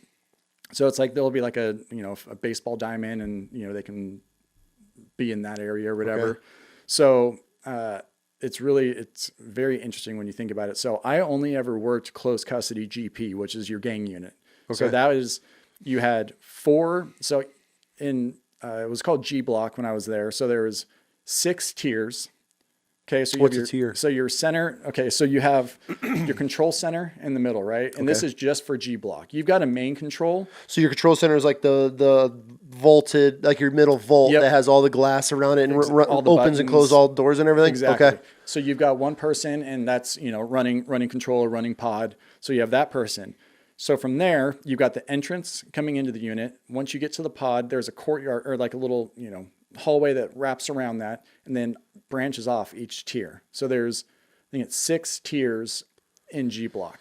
So each tier has 4 walks. So each walk is 8 cells at a time. So there's 16 cells at the bottom, 16 cells at the top, and they come out in like walk 1, walk 2, walk 3, walk 4. Okay. So those 16, you said you guys were outnumbered 16 to 1. So they're letting out 16 maximum. Yep. Maximum max gang members to 1 guard. Yep. To 1 officer, that, because essentially you'd have your pod officer, the guy that's running all the controls, and you'd have maybe 3 or 4 floor officers that are basically, walking the tiers, doing stuff, running, chow, because they can't go down to the chow hall because they're max custody. So the food comes to them. So they're fed in their cells. So how long are they in their cells a day? Again, it all depends on the day, but they'll get like 2 hours yard time. They'll get like an hour and 45 minutes day room time. And then they'll get like an hour in the rec yard. So you're talking 20 hours locked in a cell. For the most part. Yeah. And heaven forbid there's a fight or something happens, then they lock the whole unit down, and they'll go days like that. They'll go 3, 4. I mean, I think the longest lockdown I was part of was like 3 or 4 weeks. And that was after the Norteño Sereno riot that kicked off. We had like 40 something people fighting at one time. Yeah. I mean, that's got to be pretty intense. Dude, I'll never forget it. So how does this? And actually, so let me step back real quick. So when I was talking about G block, that was at ISCC. I'm sorry. So that was when I worked at ISCC. So that was the max. So you have max IMSI, and they were overflowed, and so they had a max unit at ISCC. So I'm sorry, G block that's how those tiers were. At max, you just had 3 tiers. You had, so it was A block. It was A1, A2. I mean, same layout where you had 8 cells, but it was A1, A2, A3. That's it. And that was it. And so if you want to hear that was probably, I would say, the gnarliest and scariest thing I was part of there. Because obviously this is building up. Like these guys are planning a riot, right? Like riots just don't happen, or do they? No, it doesn't just, and that's the thing. So as the population, grew in Idaho and things got harder, right? You started getting those people from California and Texas and these larger states. Well, you're starting to get shot callers now coming in that are now integrating into our local gangs. So you're getting players. Exactly. So you're getting it at a national level. This isn't some gangbanger from CUNA. No. This is... And that's where administration, I think, failed to understand, is all these people that were making these decisions were running these prisons in the 80s, back when it was just Caldwell and, gangbangers from CUNA type of thing. Now we have international stuff. Like one of the lead AK guys is named Harlan Hale. He's never getting out of prison. He did, 25 years already at, was it San Quentin? Oh. And then came here. This is like a walk in the park for him. Yeah, was running the white boys, the AKs here. So you have that level of offender with his knowledge and experience. Being treated in the 1980s style prison. Exactly. And they're not evolving to this. No, and that's what I'm saying. So these people are making these decisions downtown, are telling us how to operate these units. They haven't stepped foot in 20 years. So you're getting a dude that has spent half his life at San Quentin, like hard stuff, locked down, walking into our prisons here, and they're probably just picking it apart. This is going to be a field day for them. So they walk in and they don't put in work. As soon as they see that as soon as the other inmates see like, oh, this guy came from California, they'll check his paperwork. I've seen guys literally walk in first day and already have the keys to either the tier or the unit for whatever race they're from because of who they were. And what do you mean the keys? So like when they call it like, having the keys, it's like you own that unit. You're the shot caller. You're the first day stepping in. They'll run their paperwork and, within that week, once they get all the information they find back, the paperwork, and they're like, oh, this dude's legit. Yeah. Then all of a sudden he now runs everything. And so now you have this guy, and then he's got the drug trade. He's got all the other stuff that he's working. So it's not just Idaho anymore. Because he's bringing all his connections and they're still corresponding. So this whole Norteño Sereno thing that happened came from, I think it was California or Texas, was sent down from, I think it was the Sereno side, was sent down that everything was supposed to erupt at this time. That's how blind like administration, and like I said, maybe administration just, they're not that blind. They just won't tell us that they're that blind, but like, why admit it? Yeah. Why won't exactly. They won't admit it. But it's like these things happen. We kind of knew something was going to happen that day. So the months leading up, and we had a couple fights here and there. Okay. I mean, it wasn't anything crazy. It was like over sports betting or someone owed someone a soup or something like that. And they smack each other around. Right. Okay. So, we're sitting there, we had just taken, so for instance, like when when walk one would come out to the day, they would go out to the ball field. Right. Mm-hmm. Well, while they're out there, then walk two would come out to the day room. So these guys are never crossing paths. They're not crossing. So walks never cross. When they do cross, that's not good. So that's some of the other big riots. These walks, are you breaking them into gangs, or are gangs in all different walks? No, so gangs are in all different walks. So that's Idaho also saying, well, we're not going to allow them to run our prison. We're going to... But they're running the prison.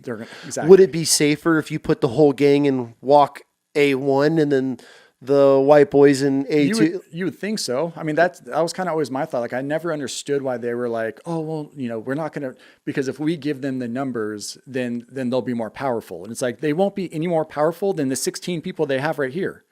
If you just keep them all together, it's only 16. You start separating them around everywhere else. But instead they're mixing them. So they're just stirring the pot. Exactly. And then you got, rivals that maybe they're not rivals now, but some gang, some dude over here owes money to this guy over here. This is fascinating, dude. It goes this deep. It's very deep. So, and I can look up the date and send it to you too, with all like the new stuff on this, which was crazy too, because this made news all around here.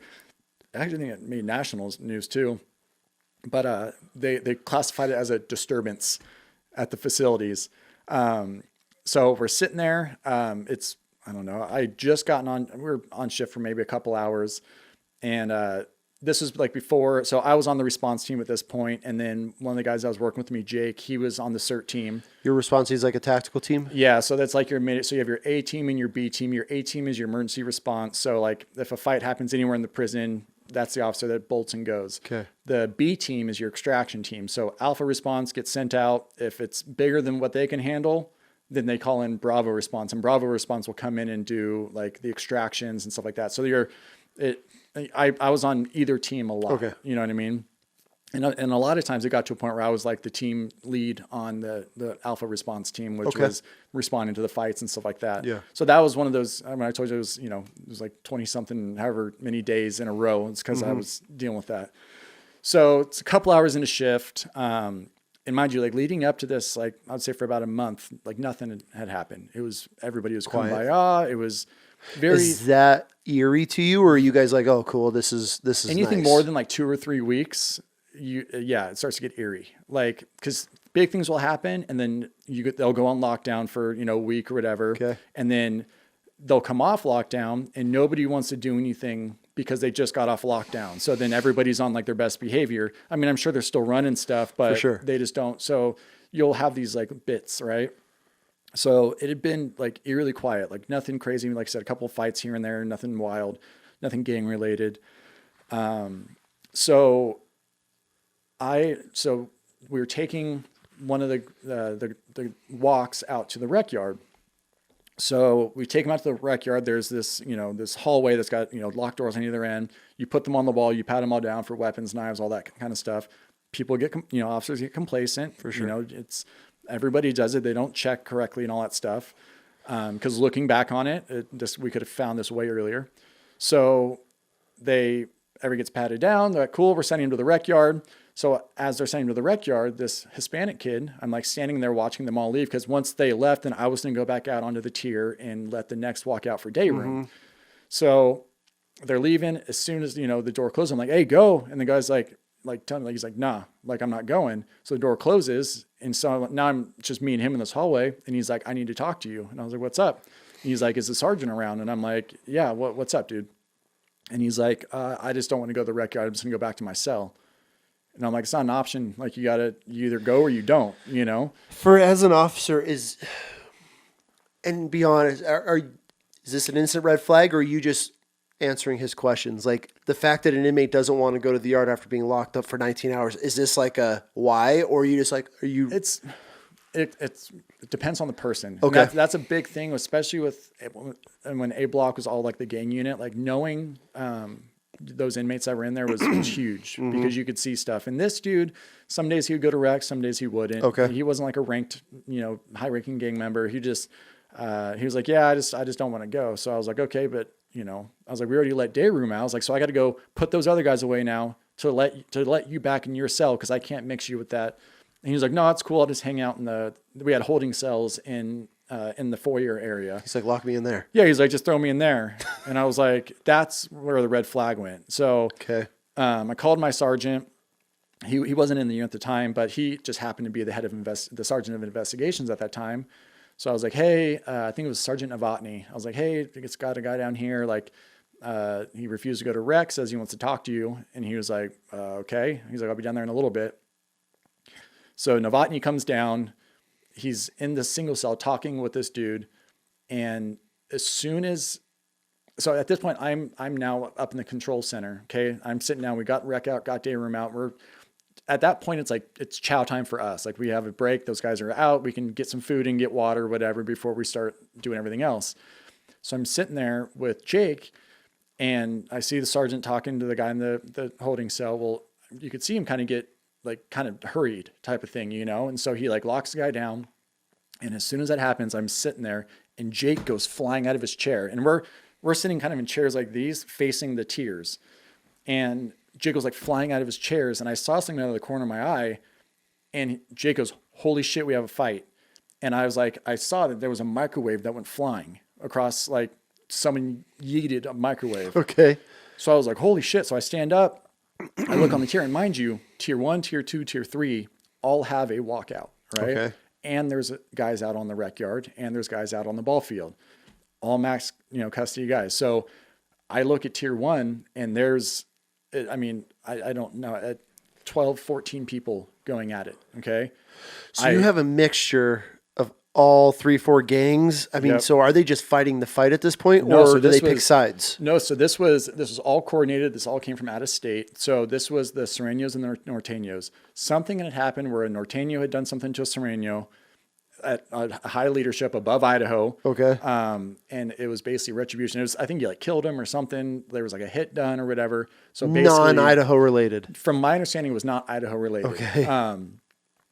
But so anyways, and like I said, I could be wrong. I have to check. I don't remember the actual findings of it, but I remember because it kicked off in California too. There was this whole thing. So multiple prisons are fighting. We're going off. Yeah. Okay. So at this point, I don't know that. I just think our unit's fighting. So I'm looking down and I'm like, holy shit, there's a full fight going on. And this isn't just a 2-on-1 type of thing. This is dudes have shirts tied over their face. They've got, bandanas on, all their stuff. Like they're geared up, ready for war. They've got shanks. They got everything. And I'm like, oh my God. So I'm calling on the radio. I'm like, break. I was like, I need Alpha and Bravo response team. Yeah. I was already on Alpha, so I was there. Jake was the CERT team. I was like, we have a mass fight in A1. And so when you click on there's a computer here that's got all the cells and all the stuff, and you can click on the cameras to see them. So normally when you call a response team, there's going to be officers coming from different areas. So you want to have one of the cameras up that shows like the hallway to let people in, right? Yep. And so as I click that camera, all of a sudden I see the rec yard, and then I see tier 2, and it's just mass fights everywhere. And these dudes are geared up, like all the Sureños, they've got weapons, they've got stuff over their face so you can't OC them. They've got like gloves on, they've got, everything. And I'm talking, dude, there's blood everywhere. And that's when I look down on the tier and I'm calling all this, and bless her heart, there's this new girl. It was like her second week that was running the pod control. Okay. And she's just like had no idea, and I don't blame her. Like that's a lot going on. So I'm looking down and this dude is bashing another guy's head in with a microwave so hard. So the door came off and he like grabbed the rest of it and just kept going, started bashing the dude's head in with the microwave. So I'm calling for response and I get on the radio. I was like, dude, I need lethal, less lethal, all this stuff. And I don't know who it was, came over the radio, was like, that's not your decision to make. I'm like, look at the fucking cameras. And that's all I said over the radio. I ended up getting in trouble for it later. No shit. Yeah, I think it was like the warden or deputy warden or somebody. But I'm like, how are you going to tell me what I do or don't need when I'm watching this? So then all this stuff's activating. We're getting people in. I think the CERT team gets activated, which takes a while because all the CERT guys are at different And they got to go get their gear. They got to gear up, and mind you, all this stuff's going. So what's a long time? Is this like 20 minutes, 5 minutes? I mean, because a fight. I mean, so from the time that we got the response teams, because like so central control. So you have your unit control, which is where I was at. Then you have your central control that can see the whole prison. Once central control can see everything. They can override you on everything. They can do all that. So that job is specifically ran by a couple people. Once they saw the size of everything that was going on, they started having our backs. They were like, dude, like if you have an available officer, send them to A block right now. And then that's when the call came in that ISCC started going off. The yard started going off. Like they basically used IMSI as... What's IMSI? Idaho Maximum Security, sorry. Idaho Maximum Security Institution as the, because the inmates can hear radio traffic, they can hear stuff. So they used our unit, our facility to kick off this mass riot that, there was, like I said, just in our unit, there was like 40 something people fighting at one time. And it was against the Norteños, which for every 10 Sureños, there was 2 or 3 Norteños. So these dudes are extremely outnumbered and just getting their shit pushed getting absolutely rocked. Like what happens if you're not part of either one of these groups? Dude, so all the white boys and stuff, they just put their shirts over their mouths and just lay down really? Yeah, they sat in the corner until so as the response team is getting, we have the riot shields. We've got, basically you set a line and you move in one by one. So like you have the shields, you have, guys in the back, called them bulldogs and stuff where the line would open, you'd grab them, pull them through, then they restrain them, then we move on to the next one. And we're doing OC, we're doing everything, but they're all masked up. So nothing is affecting them, like how fun is this? It was very, looking back on it, honestly, because I got to sit there because ended up in court and it was this whole big thing. I got to watch a lot of video of it. I'm very proud of how we responded. So by the time our teams got there, we had it under control in like under 7 minutes. No shit. Yeah, it was like boom. I feel like that's an eternity though for 40 dudes for getting your ass kicked, locked in a cage, getting your ass whooped. Yeah. But did anybody get killed? We had 2. The dude with the microwave, the TV or the microwave. Yeah, he was like brain dead. Really? I think he survived, but I could look this up and send it to you, but I think he ended up getting like gold sealed, where there's so much damage to you that and if you don't have a life sentence, they're like, oh, all right, don't sue us. you're free type of thing. I don't know. Like I said, the logistic, there are so many people involved, dude. I think I worked like almost 48 hours that day. Like I didn't go home because I was on the response teams, the report writing, then we had to roll up everybody's property and, dude, that was probably the worst. Were there a lot of weapons, or is it all just fists? Lots of weapons, a lot of shanks, lock and socks. Where are they getting locks from? So when they come from medium and minimum, when you're at the medium and minimum, you get, your cell has a box that you can lock, and it's your thing. Like a little foot locker? Exactly. So when they come to max, if the property inventory officer or whoever's doing it doesn't catch it, then these guys will, they get their property when they're in a 2-man cell and they've got a padlock now. And so they'll put them in the tube socks, wrap them up. God, and dude, those, you could do some damage. Those are brutal. Yeah. So it was the amount of blood, the amount of just people that, 30 minutes before I was talking to, and you couldn't even, there's a lot of them, I couldn't even tell who they were. Their faces were so that bad. But yeah, I'm I don't know who this is. And there was so much blood that their names were covered and stuff. So we were just dragging people out. It was brutal. That's wild. And it was like I said, I had a very good crew that, that we ran. We were just dialed. I said, Jake was on cert. He had already, he's been there, done that. We just had a really good crew. So our team handled business. Everybody did their job, right? But this goes back to when I said earlier about the people that get sprayed with OC that can't, deal with it, blah, blah, blah. There's, a guy, he still works for the department, so I'm not going to, name drop him, but he basically was one of the response guys, not the initial response. He was just hey, if you have an available officer, send him type of thing. This guy comes running through, and like I said, mind you, there's OC everywhere. He opens up the tier door, hits it, covers his eyes, and tries to leave the tier as there's fights and we're all in like wrestling matches with these guys. And he like was banging on the door trying to get out because like, I can't breathe. I can't breathe. And I'm like, motherfucker, none of us can breathe, dude. Like, and help. Is all that's on video? All of it's on video. So then he was mandated for, I forgot how long that he had, his like actual everyday uniform had to have a gas mask. Like he had to go to central control and get a gas mask assigned to him because they're like, if this was the whole point of you going through the OC was during situations. They failed him at that point. 100%. Yeah. I don't blame, I partially blame him, but I do. I mean, if he bitched out in that moment. Exactly. For sure. But they should have known he's a bitch prior to that situation. And they shouldn't, like I said, I feel like that OC point through the academy shouldn't be just a pass or fail. I feel like you should have to do your job. You know what I mean? For that exact moment. Exactly. And that's like was one of the big ones where it's like, we were already a man down. Like, I think we were running like 3 or 4 guys as we're, actually we had 2 girls. So there's 2 guys and 2 girls that were on like our team.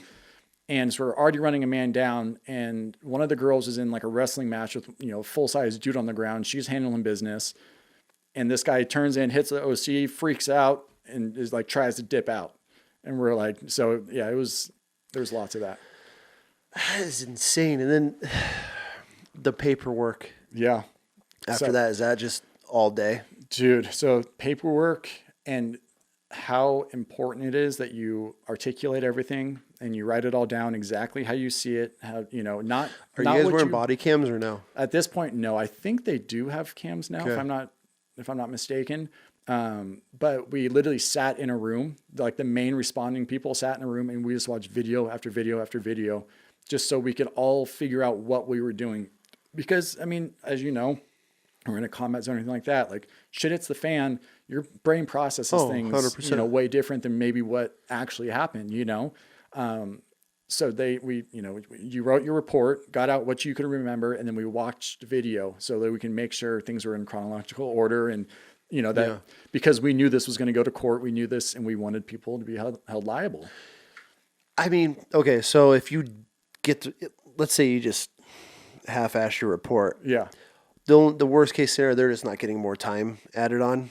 Yeah. In a way. For the most part, yeah. I mean, it just won't, their attorneys or public defenders will, just eat it alive and be like, okay, well, this officer said this and this one said this. So, and especially the stuff that isn't on camera, because a lot of those tiers do have like dead zones, know. And these guys know where those dead zones are. Oh, for sure. They know where they are. Is that where a lot of fights happen? A lot of them. So it'll be like under stairs or like in the corners, because it's like a pie shape. Okay. So you have your control door here, you enter the tier, and then it goes like that. And then it's like, so there's like, nothing behind that. So then you have your stairs on either side. So you can either be behind the stairs or you could be in the corners or even on the front. So where the front door is here, if you start fighting here, there's a window. But mind you, that's on the first floor. The control center's on the second floor. So they're not even watching. So yeah, they're the person inside's watching the cameras. They're not watching down below. Can you see it? Yes, but that's not where your eyes are trained to. And your eyes are trained to a camera because you can see 95% of the tier on the camera. That's insane. So these guys know it all, and it's like, I think it's negligence on the department and the officer side to underestimate these guys. Like, yes, they might be backwoods, weird dude, whatever, like family issues, whatever, I mean? Like they might not come from the greatest background, but these dudes are institutionalized. Like they've been here long enough. They've been around. Like they're not dumb. They're adapted. They've adapted. They're institutionalized, and so you come in, and that was the big thing I think, I don't want to say I struggled with, but that I emphasized with people that I would train. Like when I started, helping train new officers and stuff, was like, you need to don't look at it as like a normal person. Like don't approach things with a normal frame of mind. Like you have to think like a convict. You have to think like, and there's nothing but time that can teach you that. I can't sit here and teach you this stuff, You just need to start paying attention to how these guys move, how they operate. They move way differently than, a normal person. Like go to the grocery store. You know what I mean? Like, can you, if you're out in public, can you pick somebody out that's done 100%. some time? Still, just by their demeanor? Their demeanor, their tattoos. I mean, just again, working in a gang unit, you just see the plethora of different styles and tattoos and line work and things like that. You'll be sitting like, actually was it yesterday, the day before, I was at Panda Express with my business partner. We're eating, and there was a dude, white dude, he was sleeved up, basically had a shaved head, tattoos up to his neck, and it was all like, it was all single line. You could tell was prison work, but the way he was eating was he's kind of hunched over his food. He's eating, and like he's like constantly checking, eating, looking, and it's like he's sitting there with, I'm assuming, his girlfriend and like kid or something like that. But just the mannerisms that, so I don't know if he had probably just got out. I would imagine just because he's still kind of on that edge of, doesn't trust anybody type of thing. Again, the tattoos, I mean, all the gang related stuff you can see, you can definitely tell a prison tattoo versus a tattoo shop tattoo. For sure. But yeah, I mean, even like I said, to this day, I run into guys that, I looked over when I was in there, and then I hired one of them. He was really one of my first employees when I started my business. Yeah. It was that guy, Chad, I was telling you about. He was a higher ranking SVC guy. He went in on a drug charge, ended up having some violent stuff and caught more time, and worked his way up and figured, well, hey, if I got to do 15 years, might as well do it. I've got myself in this situation now. So, I'm going to do it to the full extent. And then as he got older, he was like, wow, this isn't the life for me. Like, all these dudes, I'm stuck in a cell with a dude, 23 hours of the day. I kind of want to go home and see my family and be with women and, things like that. And was like, okay, I'm done being a child. I'm ready to go home. And he was my janitor in the unit for probably 6 months. So when everybody was locked away, we would let him out of the cell, and he'd go out there and clean the cell, and the dude worked his ass off.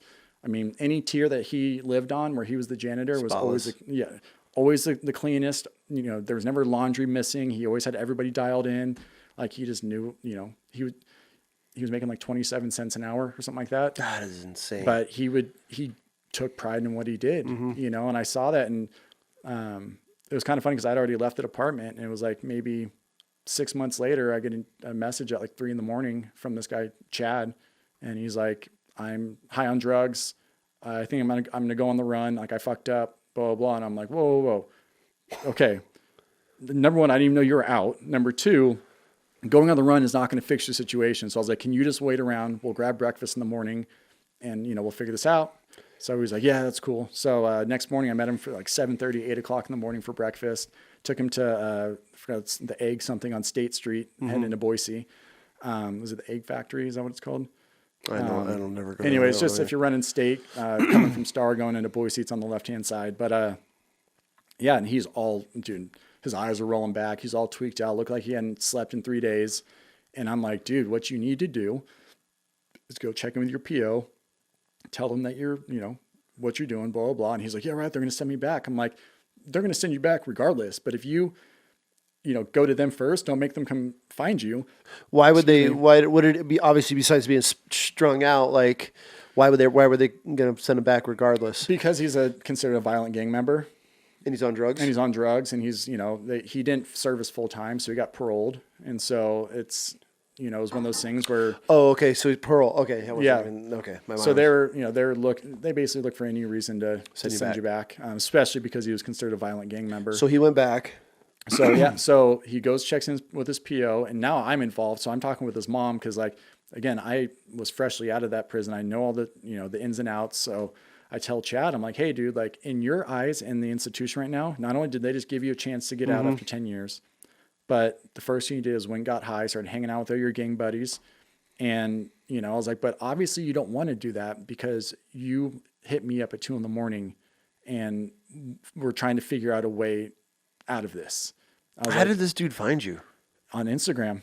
No shit. Yeah, he literally, and so like I said, I wouldn't say we're friends in the prison, but like we had, he was my janitor. Yeah. So it was like mutual respect for a similar age. And so, yeah, dude, I was literally scrolling on Instagram and I just got a message request and I clicked it and it said Chad Pasquini. And did your heart stop when you got this or what? I was confused, okay. Because again, I didn't know that he'd gotten out. Like I knew he had a long sentence, And so, so I basically that happened. So we sit down. So he goes and finally talk him into checking in with his PO. I'm like, look, what are you going to go on the run? They're going to get you at some point and it's going to be way worse. They're going to, send you back for your full time. I was like, or you take responsibility for your actions. You go check in with your PO. you're still probably going to go back, but at least you have a leg to stand on now.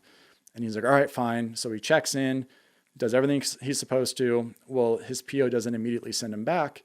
They basically said, they're like, okay, well, we're going to drug test you. Thank you for coming to me, blah, blah, blah. Well, at this point, his mom was trying to find him like an inpatient, like rehab facility. Yeah. And so she was working with the PO, basically saying, hey, like, don't send him back to prison. We're going to send him out of state, get him away from all this, blah, blah, blah.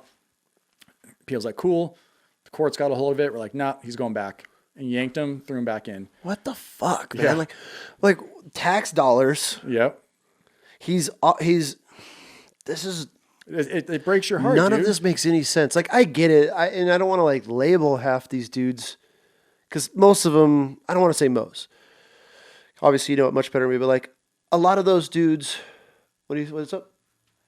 We're just like 2 hours. Okay, perfect. Thank you. Time flies, dude. I know. Time flies when you're having fun. So, like, the guy's willing to change his life. He's obviously... He got out of the system, screwed up. Yeah. Getting back he on hadn't touched the streets for 10 years. And since he was 18. Reaches out to you for a cry of help, cry for help. Exactly. PO's cool, which I feel like most POs aren't. Yeah. And gives him a chance. I don't know the full extent of what happened. Basically, yeah, the PO was like, okay, well, let's, thank you for coming to me. Let's work through this. Let's work through it, yeah. Mom's got a rehab center, and then the court finds out, and let's send him back to the system where he can get back drawn into it, back in a gang. Yep. And then our taxpayer dollars are now having to fund this guy, even though he's trying. But like at the same time, like how many of these guys are the court seeing? How many of these guys are dealing with the POs that are just taking advantage of the system? And that's the statistics. So I see both sides of it. For sure. But I also feel like that's just like it. They tell us not to be jaded. They tell us not to get complacent. Mm-hmm. I don't care if you see 1,000 cases a day.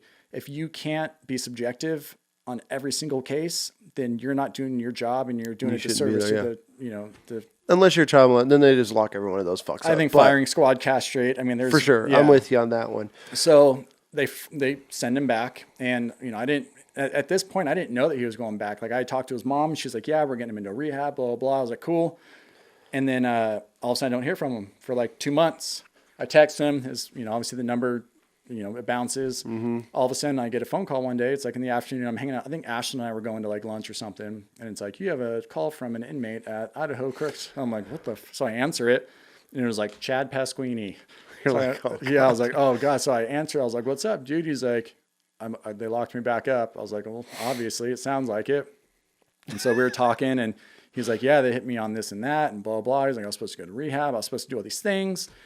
But the courts didn't want to play ball. He's like, so they basically, they call it flopping. They flopped me and they sent me back to prison.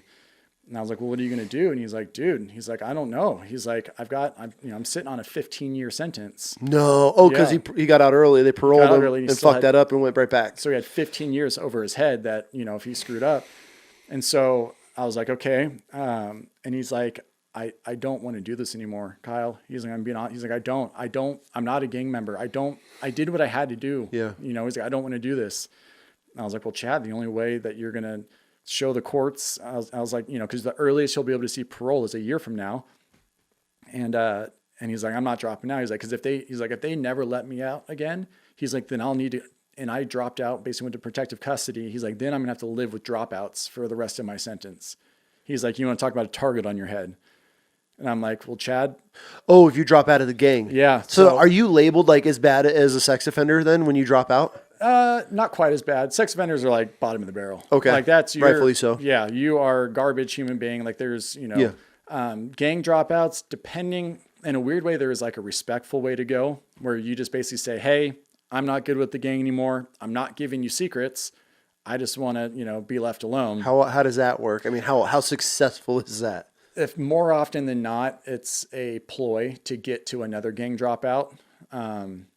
So they'll fake have someone drop out to go to a PC tier to go after, because someone owes a debt or whatever it is. I'd say more often than not, that's kind of what would happen. So hilarious. They play that deep. Oh yeah, dude, it's their Are they doing that to try to get to sex offenders too? 100%. And you know what the weird part is? So the AKs, the white nationals, they are probably the gayest of them all. the amount of times I caught those dudes. Let's talk about some gay shit. Okay. It's been in the back of my head this whole time because you hear all the oh, don't drop the soap, like, you know, growing up your whole life that there's a lot of. Is it as gay as people say in prison? Like, I mean, are you walking 1,000%? Really? Now the whole drop the soap thing, that's a little Are embellished. dudes getting raped, or is it all like?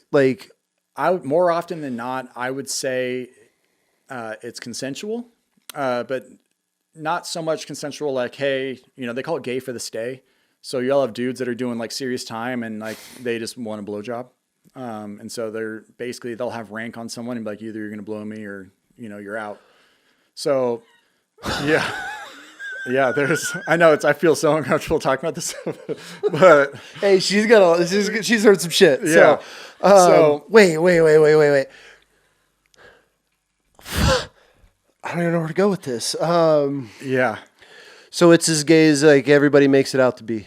Yeah, for the most part. Like, what's the percentage of dudes that are hooking up in prison? So out of the AKs, they're known for it. So is that why the other groups, the violent, the SVC guys, is that why they're like part of the reason? Yo, I'm not down with that. That's part of the main reason. Okay, I respect that. The race stuff, and then because the white boys, the AKs are a lot of meth is their big thing. And a lot of stuff gets put in the areas for meth. 100%. Okay. So, like I said, I wouldn't say it's consensual stuff, but a lot of times they will, it's gay for the stay. They'll like blow each other and do. Are you catching this a lot? There has been times that I've caught full blown like sex acts, like doing them. Yeah. Really? Yeah. Is this max because if they're locked individual, or is this mid because they have cells? So it's more so in like the dorm and like the mid and the medium level stuff that you'll hear like the actual sex going on. But there will be twice I caught guys at max that were active gang members. And mind you, in their bylaws, it is against the rules to be gay, but they will do cell swaps to have sex with each other. Because if they're both doing it to each other, nobody else knows. Yeah, it's not gay. They cancel it out. Dude, it's crazy. I mean, I'm talking respected shot callers that are like, getting a blowjob from their, lower enlisted. And yeah, crazy stuff. Oh, shit. Yeah. It's pretty wild. And then now they throw in, so now they've integrated. So while I was there, they went from, they call them hard walks and soft walks. So hard walks are your gang members, soft walks are your dropouts. All right. Because at the close custody GP, there were so many people because the population grew so fast that they had to start separating them. There was no longer a PC unit and then a gang unit. They started integrating. Now they're not ever supposed to change or, mix, but that's basically what would happen. So you would have your bottom two walks would be your gang members, and then your top two walks would be dropouts. Okay. Explain that to me, because you know how easy it is? It's the slip of a button for me to roll 1 through 8, or what is that, 17 through 24 or something like that. You know what I mean? So it's literally the button was within an inch of each other. So I could have walk 1 out who are gang members.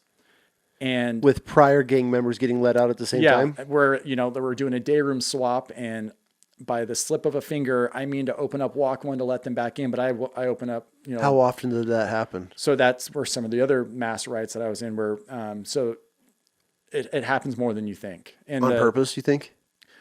Or is it just negligence and new COs? Me personally, with my like crew and the guys that I ran with, like nobody ever intentionally did it, but I definitely think there's been times that I responded to where I'm like, there's no way in hell that was a mistake type of thing. Because like rivals are getting... Yeah. Okay. And I truly feel like when that kind of stuff happens, a larger investigation needs to go into who was working that day. Then, obviously going after the guys in the, that got in the fights and did the stuff. Yeah. But how did it happen? Why was there, leading back to the source? Exactly. Because there's no way, and they're like, I don't know, the door just opened. The door doesn't just open. No. You must have clicked something, and it's like, if you did and it was a mistake, then own that. You won't get in trouble because we're human. We make mistakes. Like if you, at the end of the day, they're in prison. They're choosing to be violent. It is what it is. I feel like this is just like a cockfight. 100%. And then. Yeah. And then you have administration who is telling you one thing I got asked to stop coming to morning meetings because I got to a point where I was like, dude, what you guys are asking us to do is fucking retarded.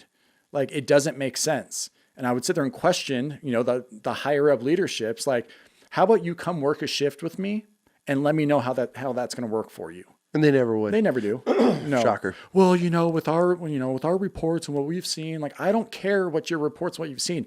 Come work alongside me. And now I will, before I left, there was a change of leadership at my institution and, our wardens and deputy wardens. And I will say, the chief of prisons, Chad Page, the dopest dude. So when I started, he was, I think, the warden at the yard. Okay. And now I think he's still chief of prisons.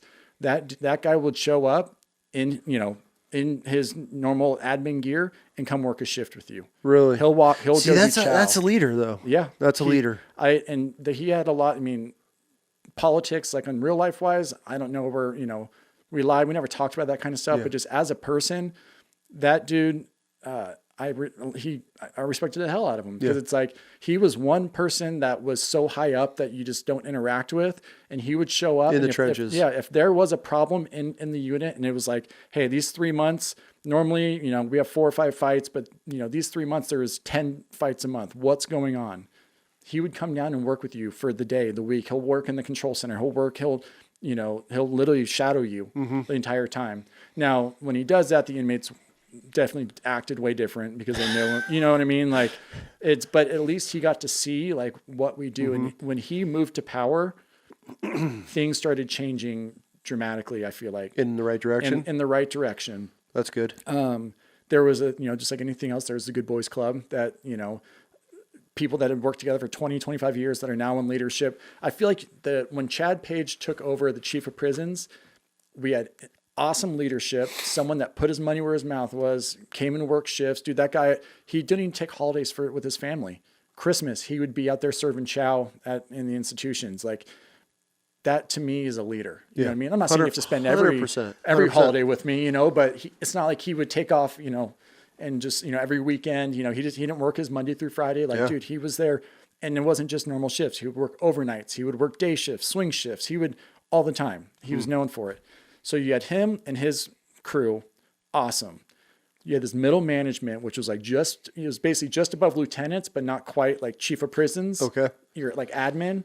And then you'd have like your lieutenants and like in your, basically your institution leadership. The issues were in that middle problem. Why is there such a disconnect between him and the next tier down? Like, because he's telling them to do something.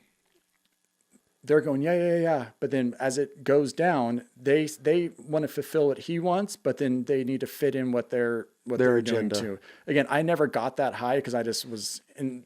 They basically at one point just told me like, you're not promotable. Like, dude, I had the Silver Cross. I had letters of I've got a whole list of stuff of things that the riots, thank you letters, all this kind of stuff, pins like from my basically 5.5 years of working there, a stack of stuff. But they said I'm basically not promotable because I won't basically fit the mold. I won't conform. And that was kind of at the point where I was like, you know what? Like, I'm done with this. Time to go. And then honestly, that was 2019. The world changed. That's when I was really starting to look to becoming a cop, like a street cop. Yeah. But dude, everything I was like, you know what? I don't want this anymore. Like, I feel like, cops were, on their lunch breaks getting shot in the head because of, all the stuff that was going on. Everything, the whole world got political. And that was kind of what changed, everything is IDOC was starting to, that was only supposed to be temporary. And then I started getting on like the response teams and all the fun stuff, doing all the fights. A couple of years go past. And then all this, basically when they looked me in the eyes and were like, yeah, you're not promotable. You're great at your job. We like you. We love you. Like my immediate leadership, but it's like, we can't sell it to the people that make the decisions because you go to these meetings and you challenge them. And I'm like, well, yeah, because they're putting my life and my other officers' lives in danger for sure for shit that they're, writing down on paper. You know what I mean? And I'm like, if I get in trouble for asking questions, and that's not something I want to be a part of. And I respect that because like, I've always been that guy. Yeah. Like when I was in Afghan, we had these leaders. This dude was a fucking idiot. and he was a coastie. I don't even know why or how he even got on this position to be leading a team in Afghan. Anyways, we would leave the same gate at the same time and take the same route every day. And as he'd be giving these briefs, I was like,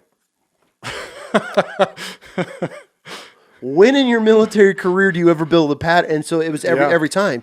And then like one time we were leaving to go do a route recon with a couple of my buddies, and they're like, oh, we don't want you to take weapons with you. And I'm like, you mean to tell me you want me driving around these city streets? Yeah.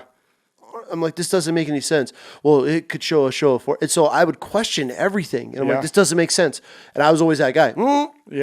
And then it started coming back. And then they started pushing back on me, giving me shitty shit. And so you could see, but like, I don't give a fuck. If it doesn't make sense, I'm going to ask why or how can we fix this. Especially when your life's at risk too. It's not just like it's not just a little decision that's being made. It's like 100%. Yeah. It's not like we're making cookies working at Sensi where we're changing flavors out and shit. I'm taking the same street that we left at 4:00 yesterday and the day before, and then and I'm watching these dudes filming us as we go by, and I'm like, we have 3 other gates and.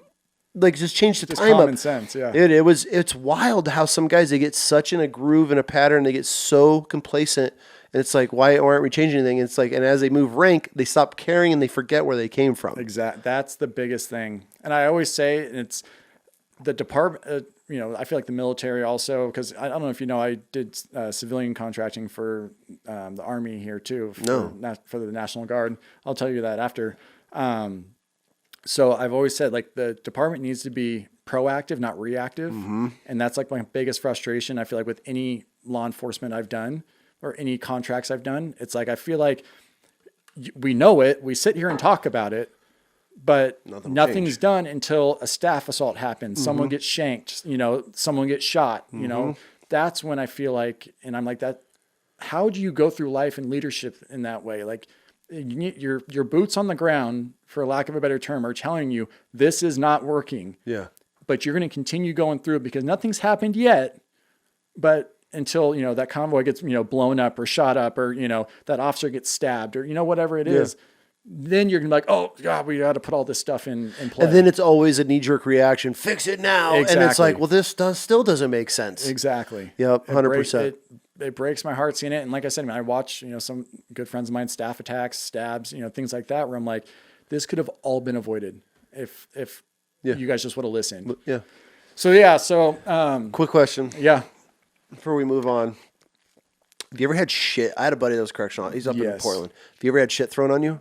Not me. I've had shit thrown at me, but it didn't get on me. I forgot what they called it. There's a term for this? What? There's a term for this? Yeah, there's I totally drawing a blank right now. Basically, they mix piss and shit together. They mix into a liquid, and because that way it could throw it through the doors and it gets through. Or they can, like, when you open up the port to feed them, it like has distance. You're not like chucking a log at somebody. I would. Dude, yes. I've always so when I feel like I would take a chance of fighting any motherfucker in that building all day versus as I walk by. But there's the thing, dude, that you want to talk about in rage mode, instant. You know what the other thing that really sent me, and this happened one time, is when I got stuck with a needle. And I looked the inmate in the eyes. I said, is there anything in your belongings that is sharp, will poke me, will stick me, anything? No, there's nothing in there. The reason why we're hitting this dude's cell is because we had correspondence. You got stuck with a needle? Yeah. I ended up in prison. I ended up in the hospital and everything. You got stuck with a needle? Yeah.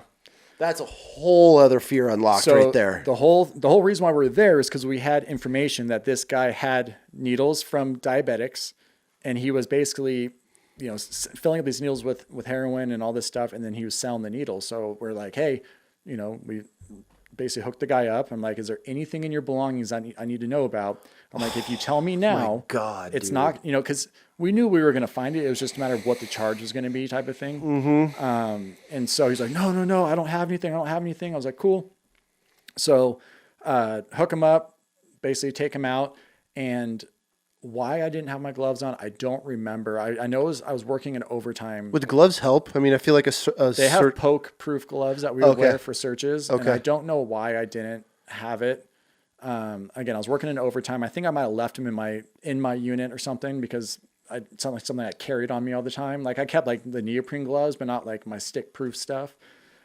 Stuck my hand in, and it was in what? In his he had like a bin that had like clothes and his commissary and stuff, and I stuck my hand in to move something, and I felt it go on the side of my finger. And this guy hadn't left the room yet, so the officer still had him in restraints. And when I stuck my hand in, and I pulled my hand out, and this needle sticking out of my finger. Oh no, dude! I saw red. I turned and looked at the guy, and the two officers that had him like pulled him and ducked him because I like saw red instantly. I was gonna kill him. And so you pulled your hand out of a bin, and the dude's syringe is sticking in your hand. Yep. So first thought that went through your head: I'm gonna kill him. I thought I had AIDS. HIV. HIV, 100%. Well, it was like that fear because it was just that's the worst to me. I guess my first thought was it was like HIV, but my first reaction was I'm gonna kill him for sure. So I got hands on him, and the officers are like pushing. They still have hands on him, and they're grabbing me. They're like, "Let it go," So I kind of snapped, and I was like, okay. They took him away, and they put him in the cell behind the door, and I was like, you fucking piece of shit. I went off on him, and he's like, Nations, I swear, like, I didn't know that was there, like, blah, blah, blah. So I ended up going to the hospital. I drove myself, but I went to the hospital and brought the needle, did all the stuff. They did the testing, and thank God it was like 5 hours. I sat there waiting for blood tests, and everything came back negative. How many years off your life did that take waiting for that test to come back? Dude, I was panicking, because I'm like... What if it had heroin in it, and now you got... Either I'm dead or HIV or something, like taking something home to my wife. Like, dude, you had freaking guardian angel that day. And at this point, like the adrenaline had worn off by the time I was like waiting at the hospital. So I'm like sitting there for like 4 hours waiting for them to tell me. And finally the nurse comes in. She's like, has anybody come? And I'm like, no, like what's going on? Oh, it's been done like 4 hours ago. Yeah. She's like, oh no, you're clear. I'm like, they forgot about you. Yeah, literally. And I'm like, you gotta be kidding me, dude. And so, that's probably the worst day of your life. It sucked, but I was so relieved. And I'm like texting Ashlyn, like, dude, I'm sweating just thinking about that. Yeah. That is a fear. So that one was probably, there wasn't many times that I snapped when I was in the prison. So that was one where like, I thought I would have killed him. If nobody else was around, I would have just like throttled him. Cause for sure. It was just an instant reaction. I don't know. I snapped. But yeah. What do you find? So what are some weird things that you find in prison cells? Homemade dildos, homemade fifis. What are they making dildos out of? Soap? They warm it up? They take soap and like medical gloves. So they'll have like trustees or nurses that aren't paying attention. They'll grab them and they'll basically take the fingers of the glove and they'll cut them and then they'll pack them with soap and get them to whatever, girth they want. Yeah. And you find them a lot in the AK guy cells. Yeah. You think you're looking for shanks and you pull it out just like a 9-inch, dong. Like, what is this? Do you bend it? Well, yeah, you break it or whatever. You're just like, but. Do you let them keep it or do you confiscate Oh, hell no. I take it, dude. I'm like, that's gay. I mean, have you ever like. No. Swear to God. Gotta ask, dude. I gotta ask. If anything, I mean, people have like told me stories of stuff that they've like seen on it, but I've never like seen like poop on it or something like that. You know what I mean? But I found them and I'm like, and it's like, then you look at the guy and he's all gay for the stay. And I'm like, dude, you're supposed to be tough. Are these like just yoked ass hard, like tatted up dudes and you're finding like, dildos, soap? I've never heard this before. Yeah. So I've heard of fifis, right? Yeah, fifis, they take like sponges from the kitchen with a elastic glove and they put it in like, so these inmates get like water cups. So they take the gloves, they'll, basically put the glove in and wrap it over. Then they'll put like the sponges with obviously the soft side in, and then they'll do another glove and they create, yeah. And then, they'll just go to town on it. I mean, I can see that. I mean, it's better than especially lifers, any of your other options, I guess. Yeah, it's either your cellmate or that. I mean, if you got to do it, it is what it is. But dude, there's, like I said, there's, guys from like, there was a couple of gang members like in my tenure there that had dropped out to go over to the PC tier because there was like a transgender over there or something like that. just to go get their rocks off, and then they would beat someone up and come back to the hard walks. Yeah. They go These dudes are dropping out of gangs to go hook up with the tranny. Well, they'll tell you they're dropping out. Yeah. They drop out, go get the rocks off at the tranny, and then fight somebody and come back. One of the main trainers was Baby Lokes. Baby Lokes? Yeah, that's how he went. What do they look like? I mean, are they like long hair? So yeah, some of them look like your typical like lipstick on a pig. You know what I mean? But like Baby Lokes, like we always joked. I'm like waist down. Nah. Like, I wouldn't say no type of thing. Like that was always kind of the joke, but it's like it was because he would pat his butt with like extra clothes and stuff. So he'd just be walking around. We call him Thicky Ricky. Like he just. We were like, Thicky Ricky is like, yes. Like, yeah, his moniker was Baby Lokes. Yeah. Why don't they have like more reality shows in this? I've always said, I'm like, dude, this would be so funny if we could just document this. Not like life behind bars, not like if you could just like a day in the life of a CO and like someone that's been around, knows people, because like you'd walk around and like Baby Lokes would just say weird stuff to you, and I'm like, you couldn't even get it if you tried. And he's like, you don't want these cheeks and all this stuff, just talking shit back to you. Yeah. Like, it was actually kind of funny, but there would be dudes that would like drop out of gangs just to go over there because they would hear like, oh, Baby Lokes is on tier 2.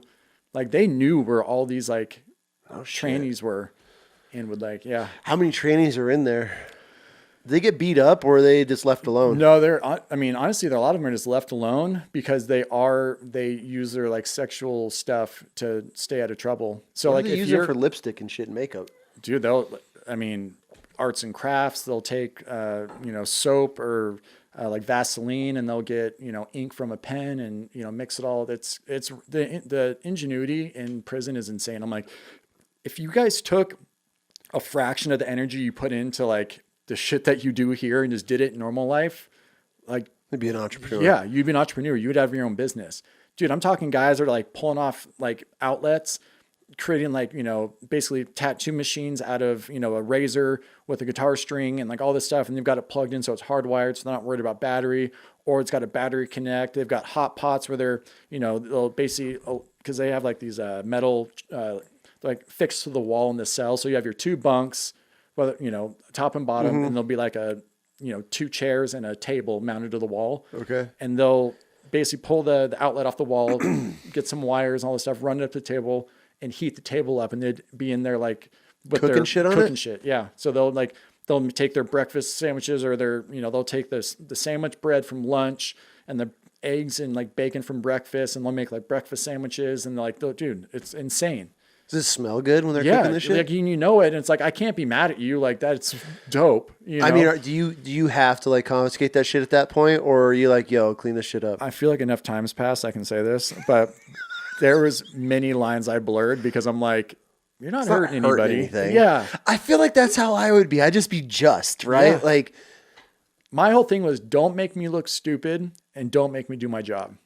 That was my, it took probably 2 years for me to like, for my name to get out there that way. But guys would come in and be like, oh, you're Nations. And I'm like, yeah, why? What's up? They're like, no, man, I'm so-and-so, blah, blah. Like, this person told me about you, we'll be cool. Just be fair. Yeah. And dude, there was times like I would walk on a tier and there would be guys that, hold the keys, and I would be like, look, not today. Like shut it down, and all of a sudden that tier would be quiet for the day. And it wasn't just me that had the power, like other guys on my, like our shift, just, we treated people with respect. And then like our big thing was don't make pretty far. Yeah. Don't make us look dumb, and don't make me do my job. I feel like that's pretty fair. And we're good. Tattooing, all that kind of stuff. Like obviously you would hear it, they would pop breakers all the time, and, cause they're hardwiring in, but are dudes ever getting shocked and shit in there? Oh yeah. Yeah.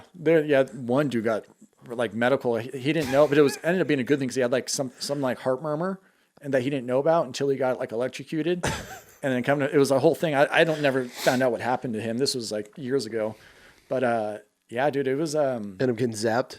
Yeah, he got zapped and somehow found this like murmur that was able to like, it was essentially like they had to have put a stent in or something. I don't know the outcome of it, but that was pretty crazy. But what other in like creative shit?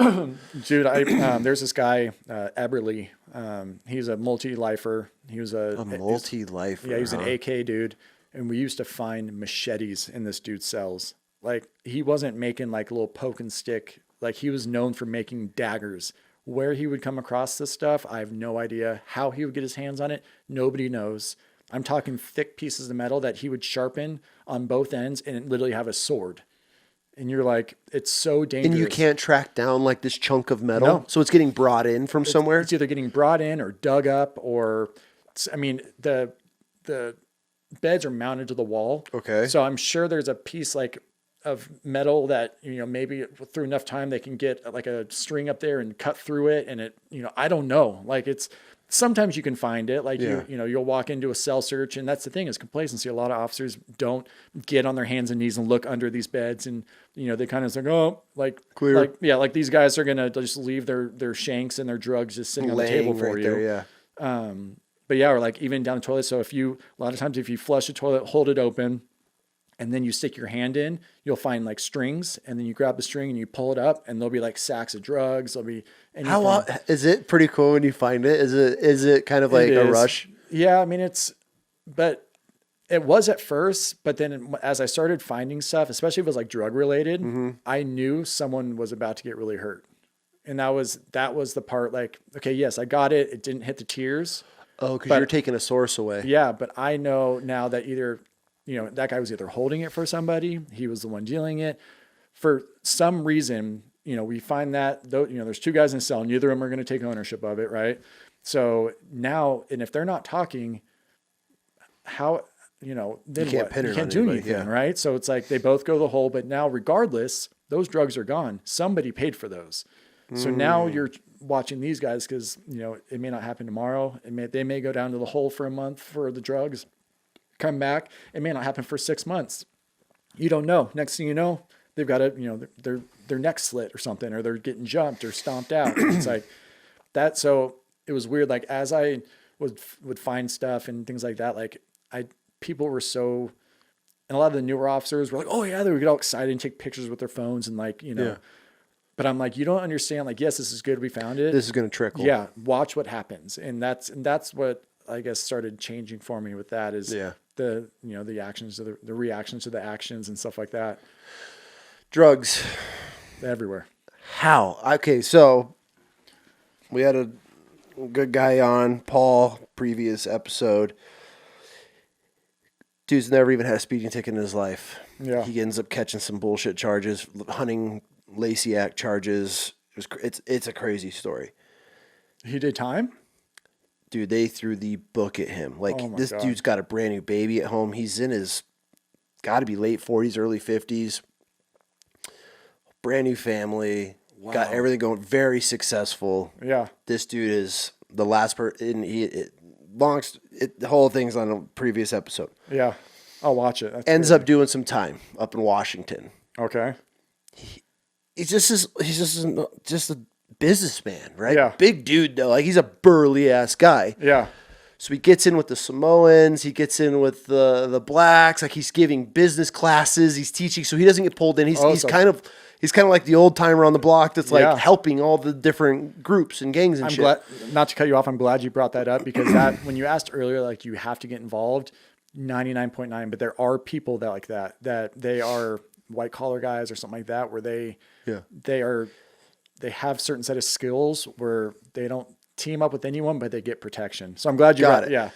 Glad you brought that okay, up. cool. So this adds to the story. But where was I going? Oh, so he said in there, he's never seen so many drugs and how rampant it was, and it was all the COs bringing it in. Yep. He said the correctional officers were the biggest drug dealers in the prison. 1,000%. How does that work? So when you get to work, you walk through a metal detector. Mind you, you have your duty belt, you have your bag with all your gear in it, all your shit, your car keys. The beeper's going to go off every time, right? the officer sitting there isn't going to, they don't go through every single officer. Is the officer sitting there like the old timer, like Men in Black, or he's just sitting there like, needed to retire 5 years ago, but sitting right out that pension, like those. So it's easy to get shit by. Exactly. Okay. And I've always said the security entrance positions, whether it's entering into the actual facility or entering into different, units, whatever, shouldn't be a normally staffed position. I don't feel like someone should be like designated to that. Should be a cop. It should be rotating. Okay. So people aren't getting complacent, because I truly think that's what it is. So yeah, you walk in, they give you this clear bag that, you can bring your lunch, all your stuff. Mm-hmm. You're, again, especially at Max, it's such a small community. Like, everybody knows each other. So like, I'm not going to look at you and suspect that you're doing anything wrong. But that's the thing is, and I'm finding out now, even after I've left, talking to people, that dudes that I was super close with that were bringing in cell phones, bringing in drugs this whole time, that they were able to date it back to like 2012 that they started doing this. And I'm like, I sat shoulder to shoulder with this dude. I've been to his house. I've sat with his family. I've done these things. And this motherfucker was providing drugs, whatever it was, this whole time. Yeah. And you know what the crazy part is? So again, moving to Idaho, Ashland's business taking off. We're making, good money, right? I mean, I wasn't, but my wife's salon, I was put under investigation 3 times because of the truck I drove, and because they couldn't figure out where my money was coming from. There was internal investigations against me. Really? So when I had a Canyon, GMC Canyon, it was lifted, it was sick. It was like the showroom truck. Just got it, and Ashland had just bought like a murdered out black Yukon. It was sick, so we bought them the same week, or I think they were a week apart. I showed up to work, and most people are like, "Oh yeah, dude, cool truck." I mean, it wasn't anything crazy. I think it was like $40,000. It wasn't anything crazy, but about a couple weeks later, I find out I'm under investigation because they're like, "You make X amount of dollars. How do you afford this truck?" And I was like, "My wife," and they're like, "Well, we don't believe it." So that was the first one. And then, I would be so offended. Yeah. So then I drove Ashland's car to work one day in this murdered out Yukon. It was like what are they, Denali? Is that what the, I'm under investigation again. And this was like, I don't know, 6 months later. I was like, you got to be shitting me, dude. So then they, and they go through everything. And a lot of times I only found out I was under investigation because I was friends with guys that also, worked with IA and stuff. Okay. Otherwise I wouldn't have known. So they're watching. Yeah, they're watching. And I'm like, what are they watching for? Like, are they watching cameras and seeing if you're, so like, okay, so if I got a sandwich, I could put some like heroin in that sandwich, my lunch, and bring it to work. And then I'm doing a cell inspection and dropping it off in there and I'm getting paid. Is that, I mean, how does the transaction happen? That's how it works. Like you're an inmate, I'm a CO, you want heroin. Okay. Mm-hmm. Usually the inmate will set it up like with his people. Like you only call somebody on the out. Yeah. Package it. I'll tell you, hey, I'm going to put it in this. So that we'll get it set up. I'll bring it into you. You confirm with him that you got it. And then the people that he has on the outside will either deposit the money and give me the cash, whatever it is. That's how it works. Oh, so the inmates aren't paying you. It's outside. Correct. And with money, money orders, there's so many ways to pay people now. Right. But I literally got to a point where I forgot, I don't remember what rank the person was. I was like, do you want to see my fucking bank account? Do you want to see my tax returns? Like, my wife makes really good money. Mm-hmm. Like, why, just because I work here doesn't mean that I can't afford stuff. Like, you act like my wife doesn't work. Well, it's just really odd because and then that was the other thing. So it was like, I don't know, maybe a year later, we sold the Yukon. Ashland took the Canyon, and then I got an AT4, the GMC AT4 that was all decked out, and that was the 3rd time. And I'm like, dude, you guys it's insane. Like, I don't know. Number one, it's none of your business. Number 2, put me under investigation. Talk whoever you want to talk to. But the fact that it's like, I took it personal because it's like you're acting like my wife isn't capable of doing something. I mean, so. But at the same time, you have this rampant drug problem coming from the CEOs. Why aren't they doing more to crack down on this? I think there's a staffing issue. I think there's a PR issue. I think, and this is just, hypotheticals. I don't know. But it sucks, man. Cause there's dudes that I thought very highly of that I say went into battle with, many times. That it's like, dude, this whole time you were fucking providing drugs, whether it's cell phones, drugs, whatever it was. And it's like, I've always wondered, because you see, dude, I see this. I came across a guy not too long ago. He had a TikTok account. He's a prisoner. oh yeah, they're all over the place. Yeah. They're posting on social. Yeah.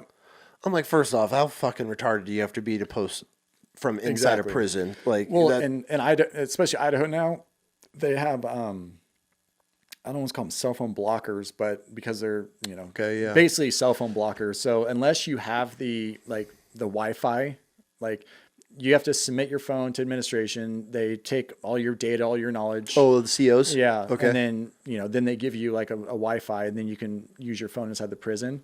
But then that, obviously they can monitor everything on your phone. So they say, hey, you can bring your phone in and you can do it, but we can see everything, all your personal messages, everything. So I don't know the benefit of them getting cell phones there, because it's like, unless the CO's also giving them the Wi-Fi, but the Wi-Fi is all attached to each phone. You know what I mean? Like I'm not like a computer geek, but it all tracks, right? So I don't know how that works unless they're taking them out to like the rec yards, and that's when they're using them, because it's an open area, you do get service out there, but like inside the facilities, there's no cell service. That is wild. Here we are, and we're providing these inmates with drugs, which is, it's a huge currency in there, correct? Massive. You got to think about it. Like, I would be there for 8 to 16 hours a day, right? I go home, see my family, do my thing. Did I work a lot? Absolutely. There's guys that are in there for life. They're in there, they've been down for 10 years. I'm talking about people younger than me, went in at 18, and it's like, they don't even know what adult life is. They don't even know what the world looks like. They don't know anything. Like, dude, could you imagine, like, if you went to prison in, 2010, and then you got let out in 2024, just being like released, just all the technology, cars, just everything. It's crazy, what the dude. fuck happened to the world? Yeah. And all they know is off of their little, shitbox TVs that they buy off commissary that they, pay $300 for, and it's a $20 TV that you can go get, at a pawn shop. They upcharge these dudes that much? Dude, that's a whole other thing. What's a pack of ramen cost in prison? So they'll do like, and I don't quote me on this, but I want to say it was like basically like $1 a pack. Okay. But they're buying it for 30 cents a piece. You know what I mean? That's not even the upcharge stuff, because that's something pretty normal. You want a pair of like white New Balances, $200. You want a 12-inch, have you ever seen the 12-inch like see-through TVs? Yeah, $275 or $300. Like, dude, it's insane. You want a pair of that's not state issued sweatpants, like you want actual winter gear, you're talking hundreds of dollars. So you can tell who has support and who doesn't. And it's beyond just the commissary that people get. You can tell by the way they're dressed. You can tell, by their sunglasses. They're getting Oakleys. They're getting, brand new, like not just like your typical, flip flops and inmate shoes. You're getting, New Balances. They're getting, Jordans, whatever. They could wear all this shit in there? Yeah, if they can buy it, yeah. And a lot of times they'll come from different prisons throughout the state. And if they, let's say they're in a Nevada prison and we do an inmate swap, like as long as it's, it's nothing crazy, but if it's like a pair of shoes, like they'll let them bring it. So then you got guys coming in from other states doing, like inmate swaps, and they're coming in, with Jordans and necklaces and all. Yeah, it's crazy. Dude, the more I learned. Is this in max or mid? It's all over. Really? All over. Yeah, absolutely. There's nothing about our correctional system that makes sense to me. There is nothing. You know what the one way to fix it would be? I want to say fix it, but what they do, and again, I can only speak for Idaho, but just talking to other friends. So they drop the age from 21 to 18, right? Stupid. Because huge problem, yeah. What they need to do, and I know it's going to suck and it's going to hurt, it's going to take a few years, but what they need to do is if they look at all their officers they have right now, take your tenured officers, take your guys that are, growing, that are constantly doing well, they're getting letters of appreciation, getting the silver stars, getting all this stuff, get them, kick out all the rest of the idiots, the ones that are barely holding on by a thread, that are just stagnant, filling air, basically. take those guys and pay them what you were paying the other, like double their pay. Like, police officers, I don't think they get paid enough either, but it's like you take an officer, a corrections officer, you pay them $15 an hour, and then an inmate officer goes, hey, you bring in, a little sheet of meth for me, and I'll, give you $5,000. I mean, I see that. Like, I see it. That's what I mean. And you got to think about, most people have never seen that kind of money in their life, and knowing they could do that weekly. Come on. Like, dude, you could be pulling 20, 30 grand a week. Exactly. Or 20, 30 grand a month. Yeah. And if you, know the right okay, people, if you're talking those numbers, yeah, I would probably risk it for that. I probably would. If I was some guy from bumfuck nowhere out here, and you're just trying to better your life, making $15 an hour, and I can make $5,000 a week. None of them think it's long term. They're like, dude, I'll do it a few times and then I'll be out. No. But the thing is once you do it once, and this has also been an issue, is they'll do it a couple times, and then the inmate will be like, all right, hey, go pick up the package. They're like, no, I'm good. I got enough money. And they're like, oh no, like I own you now. Like you're going to you're going to get it, or I'm going to have my people call. Because I'm going to catch more. I'll catch another couple of years, but I'm already doing life. You're losing everything. You're losing everything. And you're going to end up in here with me. Exactly. Oh, shit. So there's a whole new side to it as well. Okay. I'd probably still do it. You're like, dude, I'm like, David, $20, $20. If I could, if I'm a correctional officer, I could clear. Yeah. Fuck that. I mean, I never even thought of that. Then they own you. They own you. And that's where it hurts me, because like I said, there was guys I respected that, I not only went to the academy with or worked side by side with for years and been through shit together. And I'm not saying they were always that way, but you come to find out that, for the last 2 years that you've known them, they've been doing this and that. And it's like, dude, you've looked me in my face. I've sat with you at your family's, table. Like, you put my life in jeopardy. Yeah. And it's that's wild for money. And you can't get out. No. Nope. You can't get out. It's just, and I don't know, and that's the thing is I feel like it's just that they're looking for numbers rather than paying the people what they're worth, For sure. Do $50 an hour is dog shit for somebody you're in there dealing with some max security felon that's murdered 3 people and looks at you like he wants to kill you now. Yeah. And you're not even, I mean, what's minimum wage? Was it $15 an hour now? No, she doesn't make minimum wage. Oh, well, I know, but just, do you have friends that make minimum wage? Like, how much are they? So Paulin, she's like, I don't know. I don't know. Probably $15 an hour-ish. I know in Idaho it's low, especially if you're a tipped person. Honestly, I don't know what minimum wage. I should probably know, but it's not a lot. Put it that way. That is wild. I mean, at least with cops, I feel like cops are making decent money, but you also have the chance to make overtime. You're making $15 an hour. What now? Even with overtime, it's still. Dude, when my sister was working for Boise PD, like she would work her normal shifts, then she would work overtime, but it wouldn't be like, mandatory. It'd be like she'd work events. Yeah, like, Boise games and all that stuff. Yeah, going to see concerts she wants to see. Yeah, she was clearing 6 figures a year. See, I can understand that. So it's like that. I think she made like $62,000 base. And then with her, with all of her extras, she made over, $100,000 a year. Yeah. And it's like, in reality, corrections officers are in more danger than cops are for them. If you look at the possibility of issues, a cop can drive around and not pull anybody over, can just go through a shift and just be like, whatever. Like, you're in a cop car, but you're just kind of cruising around.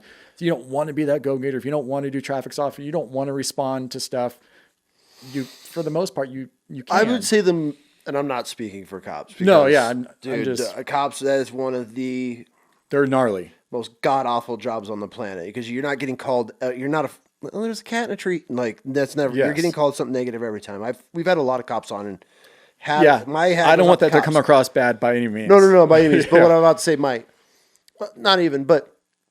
There's certain parts, like some cop work in Oakland all day. 100%. You're working these down in South Texas with these drug corridors. Yeah. Every person you pull, you're fucking locked and loaded. But you get some dude that's working downtown Boise. Yeah. I'm not putting my foot in I'm not saying they're not getting the shit. But you're true. dealing with drunk college kids. You're dealing with some asshole coming from the bar. Like the threat level isn't as much. But like, because you can pick and choose what you want to do, right? Like you don't or work for that and transfer.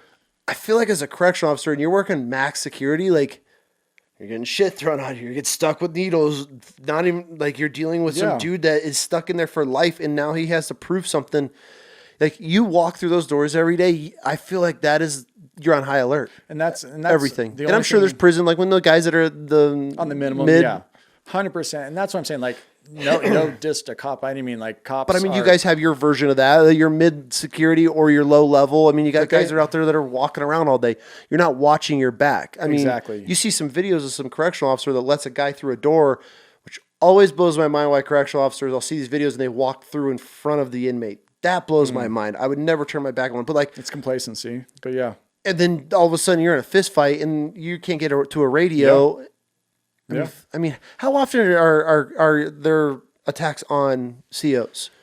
Like I said, when I left Idaho. in 2019, like it was, I mean, there was multiple a year. I mean, when I first started, there was, there hadn't been one in a couple of years. Yeah. And like, there was a point, and it's weird. It comes in phases, right? And it all depends. More often than not, it's not a gang thing on the officer. It's because that officer disrespected somebody of that gang. I can see that. Whether they took family pictures, there's a lot of times where like guys will be on the phone with their families and then they'll end day room. They're like, hey, time to sell up. And instead of like giving the guys like a 2-minute warning, like, hey, we're going to cut phones, say goodnight type of thing. Like they just walk out and cut phones. So you're talking to your kid. For it. Yeah. And I hate to say it because I've been involved I've never personally been assaulted, but I would say 9 out of 10 times I don't want to say the officer asked for it, but they definitely did something to provoke it. It was preventable. Like 100%. Just respect. It goes, and especially in prison, I feel like respect is everything. Your word from wherever whatever I've heard, and you see like, you disrespected him. You hear all that shit all the time. Yeah, if you're gonna take some guy's belongings, I mean, they have I feel in prison the littlest things are the biggest things to look forward to. 100% visits. I'm not comparing myself to ever being in prison, but on ship. We took Muse, the naval ships. They picked us up off the coast of Pendleton. We drove our vehicles in the ocean. Yeah. And there's for any sailors that are listening or any Marines that have ever done a Mew. Yeah. It's fucking prison.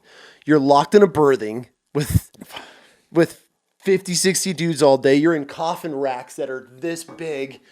All of your belongings are under your bed, but like, you don't do anything. You don't. I mean, when you're hitting rough seas, bro. There's times where we would be out at sea and you wouldn't see daylight for weeks. That's crazy. You go to chow. They got blue and green chow hours. Yeah. You work out. You sleep. You go to chow. You work out. You sleep. Like we would always joke about, like, this is fucking prison for the military. Like, sounds like you're it. locked on a ship in the middle of the ocean. What do you do? Not even comparing it to prison, right? But it was always a joke because it's like the mindset is the same. It's the same shit. But like you looked so forward. Like the day that they would have, we call them vert reps. I think they were vert reps, where they would bring in like mail. Yeah. When they would call your name, it was the greatest thing ever. Yeah. Because it was a letter, right? Like someone intentionally sent something to you and you got to look for something. I could only imagine somebody that's locked in a cell. Like you have your boys, and obviously we don't have the structure and we're getting shit thrown on and gang fight. Then again, it was Army versus Marines where they had to start. My second deployment, it was wild. Like it was so bad on ship. Like they separated Navy and Marines. Like really, it was bad, bro. Like it was bad. So there's no like camaraderie on that kind of stuff. Fuck, it's like no, really. Dude, the Navy there was a couple of guys on the ship. I'll never forget this guy's name was Tucker. At that point in my life, he was the largest black dude I've ever seen in my life. Like buff wise or just as a person? Giant. Really? Giant. And he was 19 years old. He would walk in the gym and grab like 140 dumbbells and he would warm up with them. Oh my God. That big, right? This kid was 19. He fucked up. And for some reason, he'd latched onto one of the littlest Marines, but he was a grunt. This kid was a grunt. Like, and so the Amtracker berthing was like the bow of the ship was the grunts. And then our berthing was the wall. So like our doors went into so we were like grunts and Amtrak. We're 1-on-1, right? Yeah. Like we're their transport. They're in our vehicles. We have relation.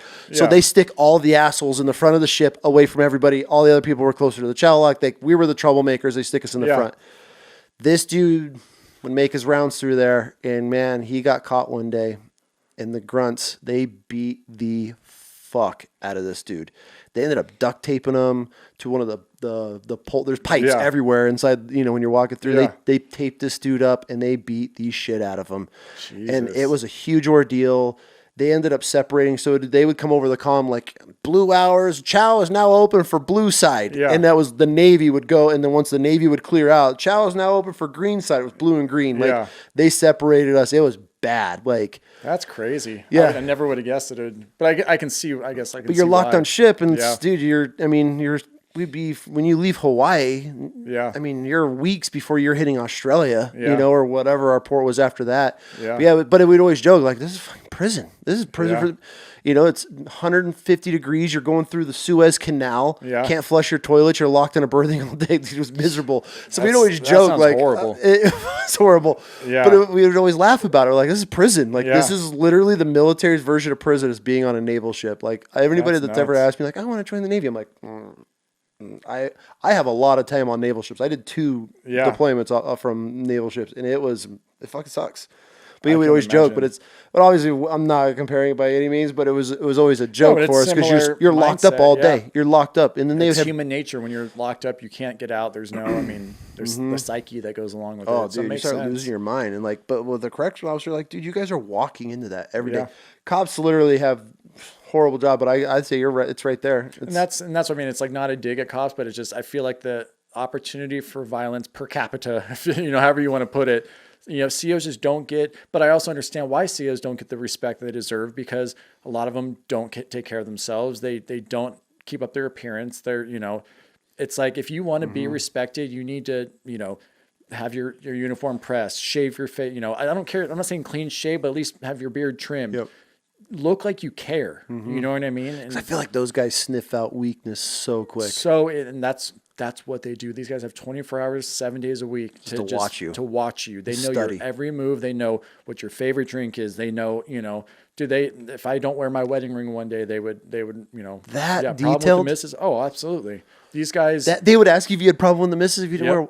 If I didn't wear my wedding ring, if like Jake and I weren't, because usually Jake and I would do our route or our rounds together. If we weren't, they're like, dude, you guys arguing or what? You guys, or what would they say? Like, issues in bromance or something like that. I'm like, what are you talking about? They're like, well, where's your butt buddy? And I'm like, on the other tier? I don't know. Like, we're working, dude. They have you guys dialed that much. Dude, they knew what I drove. They knew your car. They knew everything. When I showed up to work in Ashland's Yukon, everyone was like, damn, big baller. Like, where'd you get that? Blah, blah, blah. And I'm like, how the do you guys even know what I'm driving? They're like, oh, we watched you pull up. I don't know how, because the way the parking lot is, there's all admin stuff in front. So I don't know how they saw it. What building is Max out there? Like if this is on Pleasant Valley, right? So yeah, if you're taking Pleasant Valley and you turn into the facilities. Because the women's is on the left side. If you're headed south down Pleasant Valley, the women's on the left side of the road, right? Correct. And so Max is the next one. So, you turn into the Boise complex. Okay, yeah. So Pleasant Valley Road, you'll take a left into the complex. There'll be the big sign that says like South Boise, whatever. Yeah. The first institution you come across is the women's. Okay. The next one is Max. Okay. And then you have the yard, and then you have minimum. Minimum is the farm all the way at the end. And which one's on the right side of the road? That's ISCC. So that was the old private prison that the state bought. Got it. So that one looked like Max because that one looks way scarier. So that's where when I went from Max, I went to ISCC to basically get away from Max. Yeah. But then they're like, "Oh, you have Max experience, and we now have this Max wing." And so they just put me right back in Max. And nothing changed. Nothing changed. All the same inmates. We just swapped them back and forth. It was shit. No shit. But yeah. So then, dude, prison life is wild. I have a lot of respect, like I said, for the people that stick it out and do it. And, people that I was officers with are now getting up to that sergeant and, lieutenant level. And I really feel like IDOC does have some really good people coming through their ranks. Like I said, just guys that I worked with as officers that have grown. And, I just hope they don't get jaded and, I don't know. Get caught up. Yeah, get caught up. It's just one of those things that you just, like you were saying, people change. They forget where they come from, things like that. But, I am proud of what I did there. it was never meant to be a career thing. Like I said, I was going to move on and do other stuff, but I'm thankful for the relationships and the experiences. And like I said, I mean, I don't know how long, you make these podcasts and stuff, but like, I mean, I could talk for 10 hours and you can cut them down to however you want. I can tell you, just direct stories for days, you know? Yeah. But yeah, then, so once you wrap that up, what'd you move on to? yeah, so I left there, it was December of 2019. COVID was starting. I was going to try and start a welding business with a buddy. Lasted a couple months, didn't go well. He took the money. I screwed me out of some money and whatever. Lessons learned. But like, then I was trying to figure out, I'm like, what do I do? So I was working at Independence and indoor shooting. Yep. And so I was one of the range safety guys for the range. And I was like, dude, it's something, it's a paycheck, we don't know. Cause Ashlyn at that point was making I think 2020 was probably the biggest year we've ever had. That she had with eyebrows, with doing brows, and we have a couple girls that, and yeah, I think it was like 2020 was probably the biggest year at that time. So it was kind of at a point where she's like, hey, like, I don't want you, because I was doing a lot of hours at the prisons and stuff. She's like, there's really no need for you to work. Like, I would rather have you home and us be able to experience, like, not telling me to like be a stay-at-home cat dad, because at the time we didn't have kids, but she was just like, you're working a lot of hours, putting yourself at risk, but making no money. I would have been like, sign me up. No, it sounded good.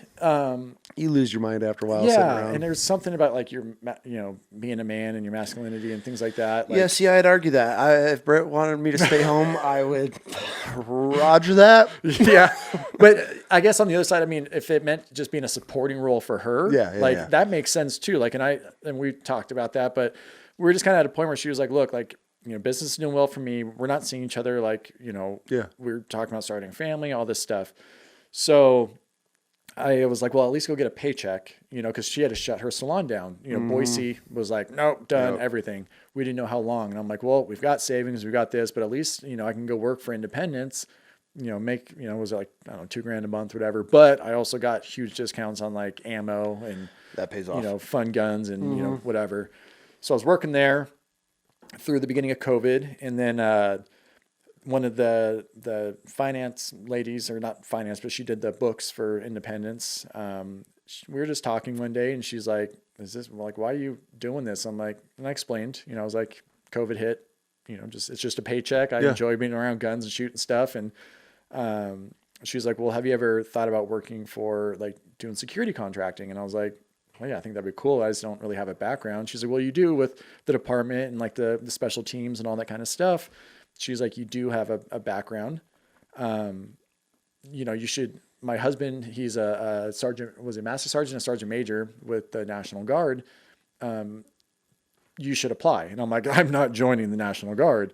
No. And she's like, no, like she's like, basically they're wanting, so the MP unit of the National Guard that patrolled the desert out, at the end of Pleasant Valley, all the ranges, all the stuff out there. She's like, basically it's the MPs. Well, they've got deployments coming up. They get all these things. They don't have enough people to continue operating. Oh, so you sub in for them. So basically you would be a civilian MP, but they're like, we've never had a true civilian because everybody that was a civilian was either, a Marine or, prior service. Okay. And so she's like, but you should do it. So I was like, okay. So I reached out to them and, I sent them like all my stuff and they're like, well, yeah, like, you would be our first true civilian. It's going to be weird with logistics because like you've got tattoos and a beard and all this stuff. Your chain of command is all military, but I answer to admin, which is state people, you know what I mean? But I was still like essentially an MP with them. So it was like kind of an odd thing. And I was like, okay, cool. So I applied and it was very weird because again, everybody there was dual status. They worked for Gowan full time and they're in the National Guard. Okay. So I was like this oddball coming in and, it was kind of cool. I didn't know you did any of this. Yeah. It actually gets kind of even a little crazier than that because so I patrolled out there all the way from Gowan. You get all the way out. Do you know where that training area is out there? Yeah. Yeah. So you patrol the whole ranges. Dude, I got to do some really cool stuff that like normal civilians would never get to do. Like, riding in Bradley, shooting mortars, doing, CQB type stuff. Yeah, We had Ranger units, a couple, SEAL teams that would come through and all the A-10s you got. Yeah. You got those guys. I got to go to Hog Smoke last Yeah. time it was out there. Have you seen the Afghan city out there?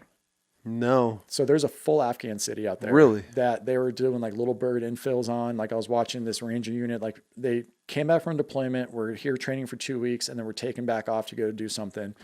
And like, so I had to get all these clearances because I was, sorry, my phone keeps ringing. So I'm getting all these clearances as a civilian.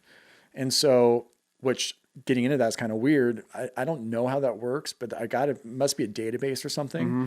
So when they saw the law enforcement, because I was considered a peace officer, and then they saw me as a civilian MP for the Army, and then they saw my clearance, all of a sudden I started getting like overseas contracts, people emailing me going, hey, do you want to go do this? You want to do security for this? We need. It's the security clearance. I mean, it costs a lot and does, I didn't realize that, That's and a lot that goes into those.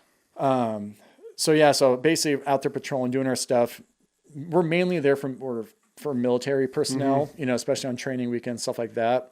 But because we share that desert with civilians, like we've got speed limits. We worked a lot with ISP. We worked a lot with BLM, like all these, departments that were out there. Like when, for some reason, when people would get in high speed chases, they would get off at stage stop, off the freeway and take off out to the desert. Those guys don't know the desert. So then they would call us, say, hey, we've got this car coming in. We would join the pursuit. And we knew that 115,000 acres like the back of our hand, every range, everything. Yeah.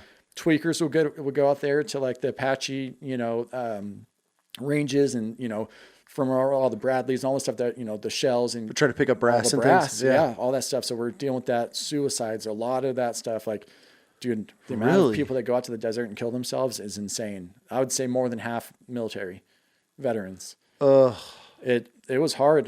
That's where I was in basically a gun standoff with a guy by myself, and my back wouldn't come out of the office, and it was a whole thing. Yeah, I was screaming on the radio. I was like, "Get your fucking ass out here!" Like, I've got this guy. Basically, I'm sighted down on this guy. I've got the trigger, basically the trigger compressed, and I'm like screaming at this dude.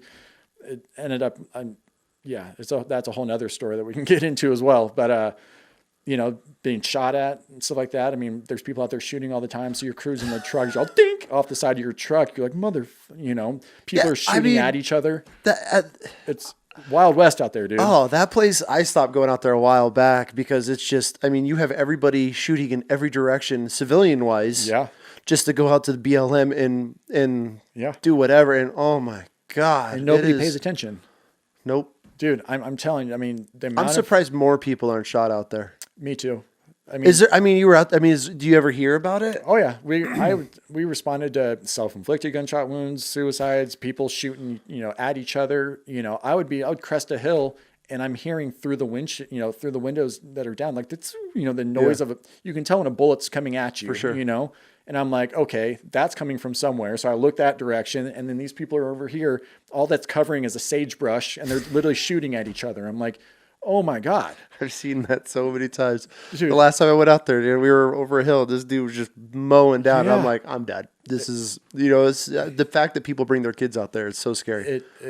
It's gotten really bad over these last couple of years. Oh, I couldn't even. It's been a couple of years since I've been out there. I'm sure it's a war zone. I would say, but it was, we were, again, we were law enforcement. The unit they were all MPs. I was the only civilian. So it was a very odd thing. Cause that was the other thing too. Like, we'd have Utah Guard, we'd have all these different people out there. Cause people come from all over the country to train out there because of what, is out there. Yeah. Well, you'd have these sergeant majors and stuff, speeding down like in the middle of a training weekend. We got, 2,000 people out there in the ranges. These guys come, flying around the corner, doing 40 in a 15. Mm-hmm. I pull them over and they're like, oh, I'm so-and-so. I'm like, I don't give a fuck. I was like, I'm a civilian. And they're like, huh? And I'm like, dude, your rank don't mean shit to me. Yeah, give me all your paperwork, blah, blah, blah. And I'm citing them. And dude, I would get, then, the chain of command that I would deal with would be calling me. And the best part is my big boss. Yeah. He was also civilian, but he was at a 2-star general pay. So he is the anti-terrorism, whatever for the state of Idaho. Really? He was a Marine. I think he worked on Marine 1. I forgot what he was. I don't want to speak out of context. I'd like to get him on the podcast. Tim Campbell. The dude is a baller. Yeah. Yeah, there was another dude, side note real quick. The dude interviewed with me, not with me, but about the same time. And apparently he had gotten an Article 15 for something. And so he was like asking him, I could hear him in the interview. He was like, so you got an Article 15, like, why? And the kid was like, well, it was a drill weekend. And, I woke up, I wasn't feeling well. I couldn't get a hold of my first sergeant. And, so I just didn't show up. And he's like, so you just didn't show up, or are you fucking retarded? And I'm like, and the kid's like, well, I just didn't show up. And he's like, cool, get out of my office. You're not getting hired. No shit. Yeah. This dude is like he is the perfect Marine. Like anybody I've talked to that has like been prior Marine that changed the Army or whatever, like that guy's like gnarly. No shit. How long did you do that for? About 2.5 years, which is actually where I met my now business partner, Chris, who is he was my boss at the time. And then now. And what do you got going on now? So now I'm in a construction business, a remodel construction company. Which is wild.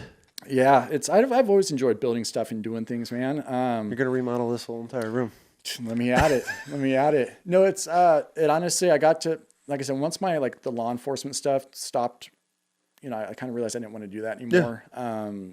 I was trying to figure out what I wanted to do, and I really kind of went through some dark times and shit, I don't know what I want. Like something I thought I wanted, like part of the main reason we moved to Idaho, like all this stuff. And I just didn't know what I wanted. And I'd always enjoyed building things. So I really started as like a handyman. Well, I mean, my whole life, I've always kind of built stuff. I've worked construction with friends and stuff, but I started doing handyman stuff and then just started, taking on bigger jobs and started getting kind of brought on to other jobs. So then I'm like, dude, I enjoy this. So then I went and got my contractor's license, started my business. Just doing room remodels and then, smaller projects, staying in my lane. And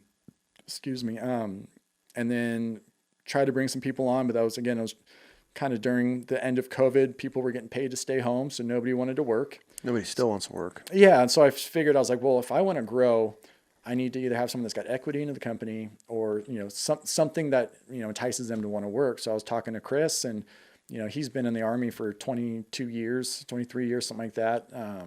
He was active duty for a certain amount. Then he went to the Guard. He's been a majority Guard, but, he was done doing the security stuff, that I was doing with him. And he's like, I just want something else, And so I basically told him this year, I was like, hey, I'll partner with you. And so we partnered up. But little side note real quick to go back. So remember I was saying earlier about the clearances and all that stuff. Yeah. So I start getting hit up for all these contracts. So I'm totally drawing a blank right now, and I can find the company after we're done talking and stuff. But so they sent me an application. They're like, hey, we see that you're civilian, you have all this, blah, blah, blah, your clearances. This was August or September before the Afghan pullout. Yeah. Okay. So they're like, hey, we want to bring you in as a security force. Aegis ran that contract because yes. I took over that contract from Armor Group. Yep. And then we took over with Aegis, and then I got fired. I couldn't remember what it was. Yeah. So they're like, we want to bring you over. Kabul's very, and I told them, I was like, I'm not military, right? They're like, no, we understand, but you have the clearances, you've got the background, you have all this stuff. You won't do too much outside the wire type stuff. You'll be kind of just doing embassy security and patrols and whatnot. And I was like, oh, it might be cool, but it was 3 months on, 3 months home, 3 months on, 1 month home. So it was a 1 year contract. And I was like, oh, that's kind of cool. And it was decent money. They said, as you do contracts and you gain the experience, not only does your pay go up and then you can start doing more the high speed. Cause they also had the high speed stuff that I'm like, that would be sick, but it wasn't. Was it not? No, it was fucking, dude, it read so cool. I'm like, it reads cool as no. I'm such a baby though. It probably wouldn't cool you, but it was miserable for us. All the high-speed shit, you're sitting in a fucking vehicle all night. That's true. Dudes farting and just protein shaking. It was horrible. That's probably true. Yeah. It sounded cool, but it was a lot of it was you had to have 4-year special operations and all that kind of stuff, So I was like, you know what? Yeah. So I submitted, and Chris, my business partner at the time, he had submitted too, but because he had I think 4 deployments and actually combat deployments, he was kind of offered something different. Which was weird because we were going to work together. He was just going to be my boss out there. So I was still going to go out the wire and do stuff. But yeah, I just, for some reason, again, Ashlyn was making really, really good money and, relatively. And she was like, why? Why are you going to do that? I understand. Fuck that place. It'd be cool to go experience, but and I told him babe, they said they haven't had any issues in Kabul in, years. And, it'd be cool to experience. It's 3 months. I'll be home, blah, blah, blah. And, so I ended up, I would have been in the academy like the beginning of January, and I was supposed to get in country 10 days before the pullout happened. And I backed out of the contract that December. Kind of crazy. Yeah. I had buddies that were, cause we obviously didn't know that was going to happen, right? It just happened that way, but that was a wild time. I had buddies that, because when Armor Group lost the contract, that's when they brought us in. We were the first wave in, and those dudes were there till the embassy fell. But it was, I have pictures on my phone, on Facebook. I had my boys that were stayed on that whole time, which was wild. That was that was the worst job I've ever worked in my life, was really? that job. Yeah, working in the embassy was horrible. I had dysentery. We all had dysentery. We had dysentery for dude, it was miserable. But those dudes were sending me Facebook. They were messaging me like, "Yo, we're burning everything." I have pictures of these pits. They were digging giant pits, and they would go and they were pulling out cabinets of all the paperwork, and they were loading them in like trucks and front end loaders, and they were just dumping them in pits and just burning them, just throwing fucking tanks of diesel in there. I got all the videos, and months. I want to say months, weeks to a month before anything even touched here. They already knew they were done over there. They already knew, and they were burning everything. They burned everything at the embassy. I have all of it on my phone. That's what leads me to believe like there's such bigger powers at play, because like I said, this was literally within 6 months prior. I had to do their 6-week academy, which would have been like January, and then we would have basically shipped out. I think it was like, again, I can look it up on my thing, but I want to say it was like March. First week of March, like 2021, is when we were supposed to get in country for our first rotation. Yeah, I think I was on a rafting trip. I was on a rafting trip with a bunch of guys, and when we got off the raft, that was end of August, beginning of first week of September. When we all got service, it was like Afghans falling. Yeah. That pull that, and we were all like, "What the fuck happened?" Because we did like a backcountry trip with a bunch of guys. That's when I want to say it was September, but that's crazy, dude. Yeah. So now you're doing construction remodels now. How's business? Business has been good. Like I said, what's the name of the company? It's called Guardian Custom Builds and Design. Cool. It's hard because I partnering with Chris and stuff. I wanted to legitimize, and I was really kind of doing more of the handyman, smaller stuff by myself. Yeah. And it's honestly, it's been really good. Like, we haven't spent a penny on marketing. Everything's been word of mouth. We've been growing steadily. Man. I want to bring people on. Yeah. So I can take on more. Again, here's your plug. There we go. I appreciate it. Come work with me. No, like I want to, I'm not trying to not work. I would like to just get a couple crews and grow and take care of the Valley. We are, again, veteran owned and operated now, with Chris being, a veteran. He's still in. And I think I don't want to say it was a business decision by any means. I mean, Chris is a good buddy.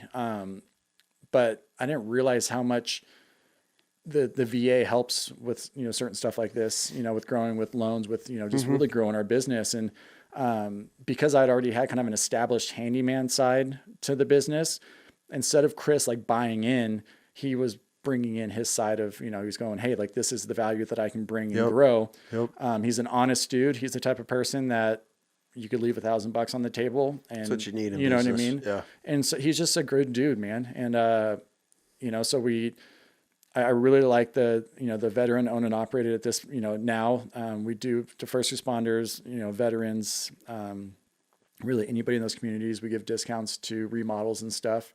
We are this next year, I want to bring on like 2 to 3 people, for the remodel stuff. I really want to grow the handyman side, build like, teams of 1 and 2. Yeah. But I was going to talk to you with, with wishes and stuff, and, figuring something out to get guys out there that are wanting to work and starting to put together like a handyman side of the business that gives people, and I don't know the logistics. Again, this is just something I was talking to Chris about, and I'm like, because he's talking about going to the VA, and he's like, he sees people all the time, and he tells them what he does, and they're like, oh man, I love building stuff or whatever. And I'm like, dude, I feel like there's something to that, you know? I got a guy here that I need to get you connected with. That'd be awesome. He's one of the hardest working dudes I've ever met in my life, but he knows everybody, you know, but this That'd be dude just awesome. grinds. So I need to get you connected with him. And Yeah. he would, he works with us with wishes and everything. So he's that dude. That's cool. He can definitely point in, and we need to definitely Yeah, talk some more about that. And like I said, it's not like I'm looking for these like highly skilled people. I Just give people opportunities. yeah. Dude, I gave a kid an opportunity once. It was when I was working in Vegas. Yeah. I had 155 employees that I hired myself. Wow. And 95% of them were National Guard or veterans. Yeah. He was a little Mexican kid that worked at El Pollo Loco. Love it. And he had my dinner because living out of hotels. Yeah. Every night I got home, I would get to the hotel, drop my shit. I'd walk right across the street because at that time it was like the only healthiest thing, and you know I was still trying to be yoked at that time. He would have because I just ordered just grilled chicken and rice and shit, right? He would have my meal ready for me every single night, and this is actually a great story. This is why I try to give everybody an opportunity. Yeah. And after a couple of weeks, and I'd walk in every night, and he would have it bagged, ready to go. I just hand him my card, and he just knew every night. And finally one night, I was like, "Hey man," I was like, "Do you like your job?" And he's like, "Fuck no, I hate this place." And I wasn't expecting that as a response, but I started laughing my ass off. And I was like, "Hey," I was like, "Would you like a better opportunity and make some real money?" And he's like, "Hell yeah, I would." Yeah. I gave that kid my business card right there on the spot. And I'm walking back across the street, and my phone dings, and he had emailed me before I got back to my hotel. Dude, that's cool. I hit this kid up, and he ended up being my best employee. He ended up following me from Vegas back to we worked in Palmdale, and he followed me all the way down to San Diego with like 3 more projects after that. He ended up staying on until I left the company, and the company ended up going under after I left, but he was my best employee out of 155 employees. He was this little Mexican kid that worked at El Pollo Loco, and I gave him an opportunity. He was the kid that I would call on a Sunday. I'd go check out my yards, our big structure yard. I would roll through yard, and out there the wind blows, and you get all the trash and everything from all the linemen and all that crap. I would call this kid, and he would answer his phone every single time. Like, "What are you doing?" He's like, "Oh, nothing, boss." I'd be like, "Get to the yard, pick up the trash, and log your hour." And that I would roll through a couple hours later. I mean, every vehicle was covered in a line. It almost like he got a plumb and like strung. Yeah. You would look down, it was just one truck, That's not cool. one piece of trash. And he followed me, and then he ended up coming to me, and he's like, "Hey boss, like, I want a raise." And I was like, "Oh, you want a raise?" And he was shaking. This kid was sweating. You could just tell. He lived in a house. It was his grandmother, his mom, and all his siblings, and he was like the breadwinner for them all. And he came to me, and I was like, and he asked for a raise, and I was like, "What do you think you deserve?" And he's like, "Oh, like 50 cents." And I was like 50 cents. I'm like, "Listen, I'll make you a deal." I was like, "You get your GED, I'll give you a raise." I'm like, that's the only way I'm going to give you a raise. I'm like, "You deserve it, but I want you to better yourself if you're going to get a raise." This kid would bust his ass for me 24/7 and go to school at night, ended up getting his GED, and I gave him a significant raise. Yeah. His grandmother ends up calling me, like crying, talking to me how much it was going to make a difference. Then he follows me down we were working in Angeles Crest down in Palmdale. Yeah. And he came to me, it was like a year later, he came to me for another raise. And I was like, "I want you to get enrolled in school. I want you to start college. And I want to see how you're doing after your first semester." And he came to me, dude. He had good grades, gave him another raise. And then he followed me down to San Diego. I ended up promoting him to a project manager for me. And I don't know if I lost contact after him with that, but kid crushed it. So like that, I am one of those people. I've even had vets come to me that were straight up to me in their job interview that had dishonorable discharges. And I asked them, and if you're straight up and straight to the point, no bullshit, man, I'm one of those people that I've always given everybody an opportunity, because then at the same time, I have some guy that comes in and he's special force ranger sniper and ends up being the biggest piece of shit employee that I've had. So you never know. And then they could also be, I hired a guy that was a Marine, went Army, was a sniper, and he worked for me until I left the company. He ended up taking over for me. And when I left the company, unfortunately, like things just went downhill from there. But, so you never know that. And that's why I am one of those believers, man. Like, you just got to give everybody an opportunity 100%. And you never know how it's going to work. And if they show your ass, fuck, next, on the next one. I think there's a lot to be said about that, because it is right. I mean, it's, it's funny. I mean, I don't want to speak too much into like the military world, but obviously I follow it a lot between the Sean Ryan show and all that kind of stuff. Right. But like, Did you watch the Eddie? In the Wild Chaos show? Yeah, Wild Chaos. I was gonna rate the whole Eddie Gallagher situation, and the people, the divisiveness with that, and it's Wild crazy. story. So I Wild don't mean story. to, you can bleep that part out, by the way, the SRS. But it's just, you look at these guys, and I mean, someone said, I'm this, I'm that, I'm a SEAL, which is no easy feat. Don't get me wrong. I'm not going to sit here and question that by any means, but I've noticed that a lot of people use their resumes of their titles to make it seem like there's something, it's like, That's because their resume, their title of what they did in the military becomes their identity. I feel like that's got to be what it is. And it's one of my pet peeves. Like, you see these, I'm a disgruntled veteran, I'm this. And it's just like, that was such a small chapter. Yeah. I did 2 deployments. I did 8 years. I picked up E6. I accomplished so much in the military. There was that much on my timeline. I'm proud of it. Yeah. I hold that title till the day I die of being a Marine. Yeah. And I'll defend it no matter what. Yeah. But it's okay to like move on, and then you get these guys who are like, and then then you hire them because they're so driven. I'm a Ranger, I'm a SEAL, I'm Delta, whatever. And it's like, God damn, this dude sucks. So It's they can't work with people. Yeah, They have a one problem with track minded. authority. And but then at the same time, you hire some of those guys, and it's like, I need you to blow a hole through all of this and come to me when you're done, and then they'll get it done. Yeah. But then other ones are like, they can't figure out how to function because their life structure is different. Yeah. Because they're so used, wake up this time, train at this time, eat at this time, go to bed, and that's their life. But then when you give them freedom, they don't know how to handle it because that's their identity. That's all that's it. That's their whole life was built around that. And I've talked to guys before that get out of the military and they're angry and they hate the life. We all go through those phases, but it's like, dude, let it go. And I know it's easier said than done for others, but it's like, dude, you're a father, you're trying to start a business or you got a new job. Like, focus on that. Make being an amazing dad your identity. Like, if I'm on my deathbed, I could give a fuck if he was like, man, Bam was a Marine. I don't give a shit. Kids loved him, incredible father. The memories, Worked as hard as he could to be a good husband, had my challenges. But it's like, that's my legacy. That's my identity that I want. 100%. But these guys, it's like, dude, it's cool. And then be proud. Yeah. You served your country. Went to war, did whatever you did. Rock that. But it's like, that's where a lot of those dudes, and I've noticed it. I had this conversation not too long ago. Some of the worst employees I had were some of the most stellar military guys that on paper. And you hire them, and you're just like, what the fuck is with this guy? Like, it's the easiest task. They just can't figure it out because that's their whole world's built around it. So I do have one last question for you though on that. So doing the security stuff for the guard, one of my good buddies, Mac, so he's a Marine. There was another Marine hired, and I didn't know this obviously, but apparently there's 2 different types of Marines. I don't remember what they called him, but I felt like when this other Marine, he was basically a grunt, like he, multiple combats, or deployments.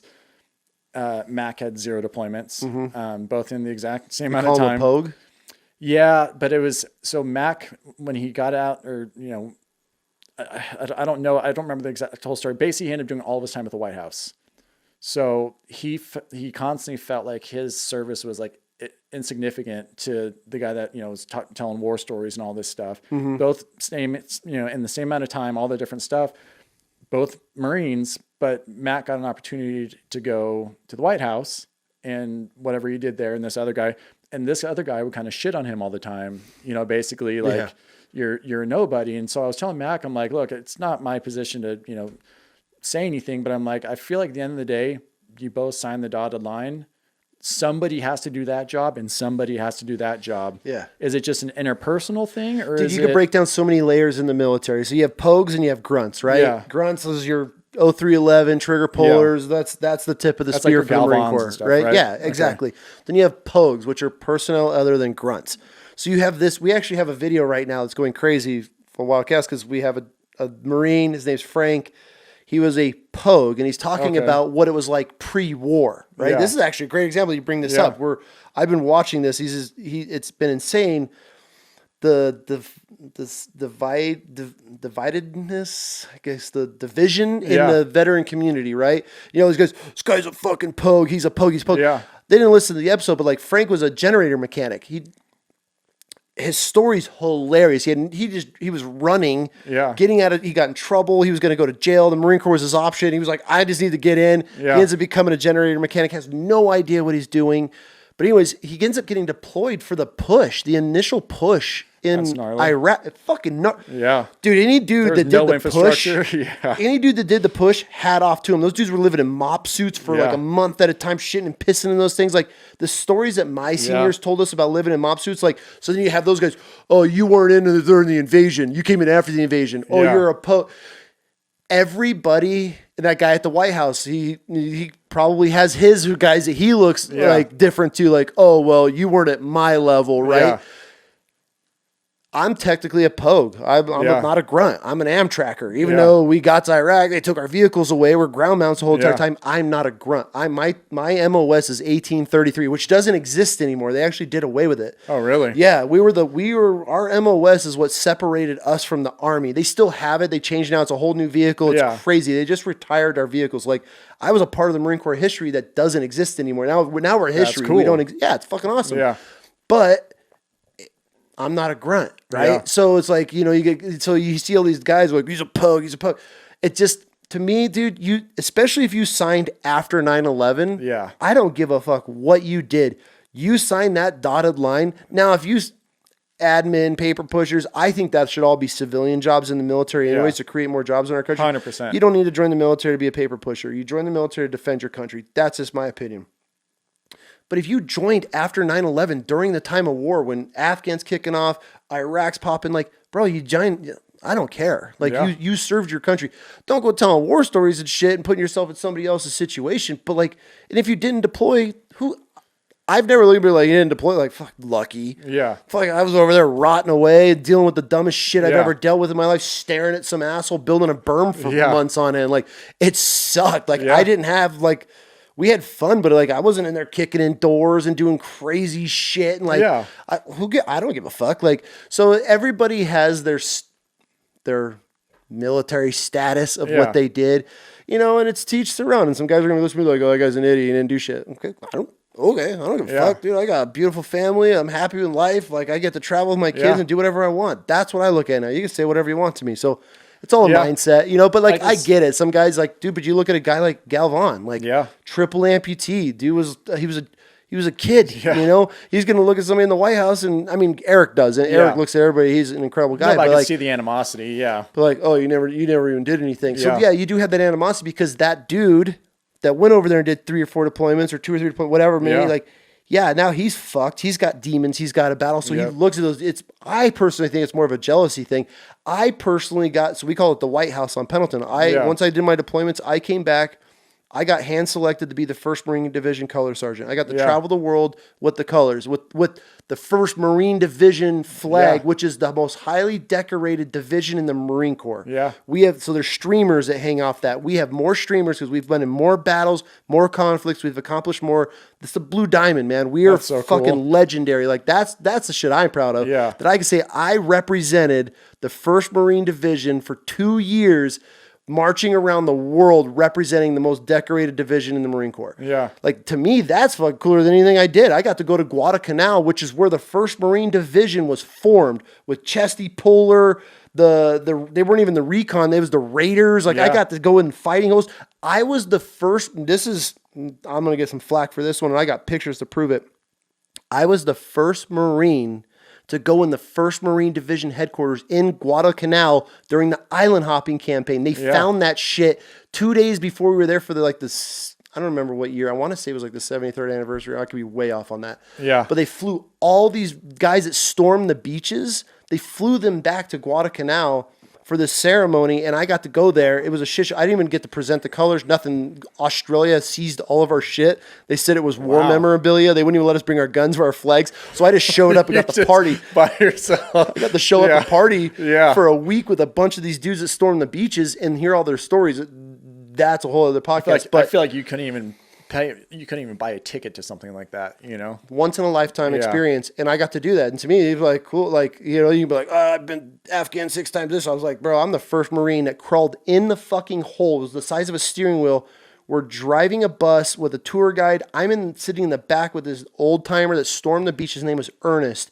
He was telling me stories how they used salty as shit too. They used to catch dudes with Dobermans. They had Dobermans over there, and they released these dogs. They would listen for screams. They would go up there, and he said instead of firing shots, they would tomahawk these dudes with their rifles. He said if you hit a Jap just right, you can sink your buttstock to their jaw in their skull if you chop them hard enough. No way. He's like, I wasn't down for slitting throats. He's like, that was a little too much. These are the stories I'm getting to hear with these guys. Like, so like, cool. You got, I mean, I did. Well, times are way different too. Yeah. Yeah. And I did 2 deployments, dude, to Iraq. Like I got some of my best friends to the day I die because of those deployments. But like doing that was cooler than anything that I've ever done before. But like the fact that like we're driving this bus, this little local comes running out of the woods because their tour guide lived there. He's an American that like has embedded himself in the like history the culture, of Guadalcanal and the memorabilia and the shit they would be digging up. Like the dude was awesome. Guy comes running up there yelling, screaming all this crazy shit. And he's like, you found it? You found it? They're like, yeah. I have pictures. I'm sure Britt has them in a shoebox somewhere.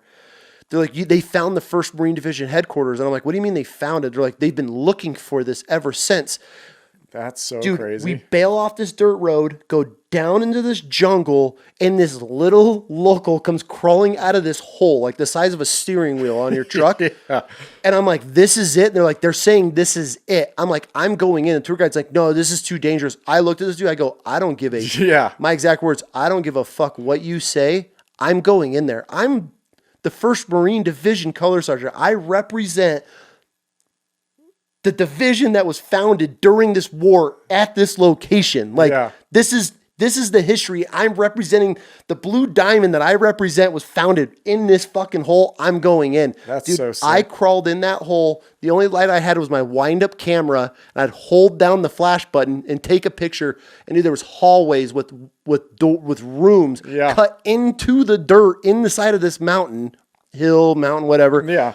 Still had furniture and shit in there from when they banded it in the war during the war. That's so like that's the cool story to me. I look at everybody like, you ain't fucking did that. That's so cool though. So it's like everybody's got the perspective, you know, like, and so that was the coolest shit. And we went and saw the Amtrak, the original Amtrak that stormed the beaches with these dudes. I have it in the garage downstairs. I worked a chunk of the metal and I broke a chunk off this Amtrak. I was like, so you're coming home with me. Yeah. It was like history. I got barbed wire for where Chessie Puller and the Raiders were dug in. Like I've been to Red Beach. If you Google Red Beach, it was where a platoon or a battalion of Marines were dug in, where a river comes out of the forest into the ocean. Yeah.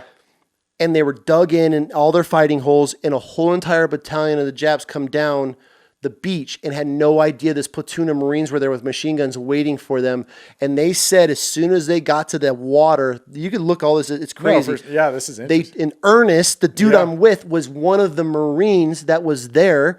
He said that the enemy was so close, you could almost hear him breathing before they opened fire and they chopped down. He said the bodies were so thick you couldn't see the sand. I couldn't even imagine. Like, that's a different breed, dude. I don't feel like they don't make them like that anymore. Dude, we got kids wanting to cut their dicks off.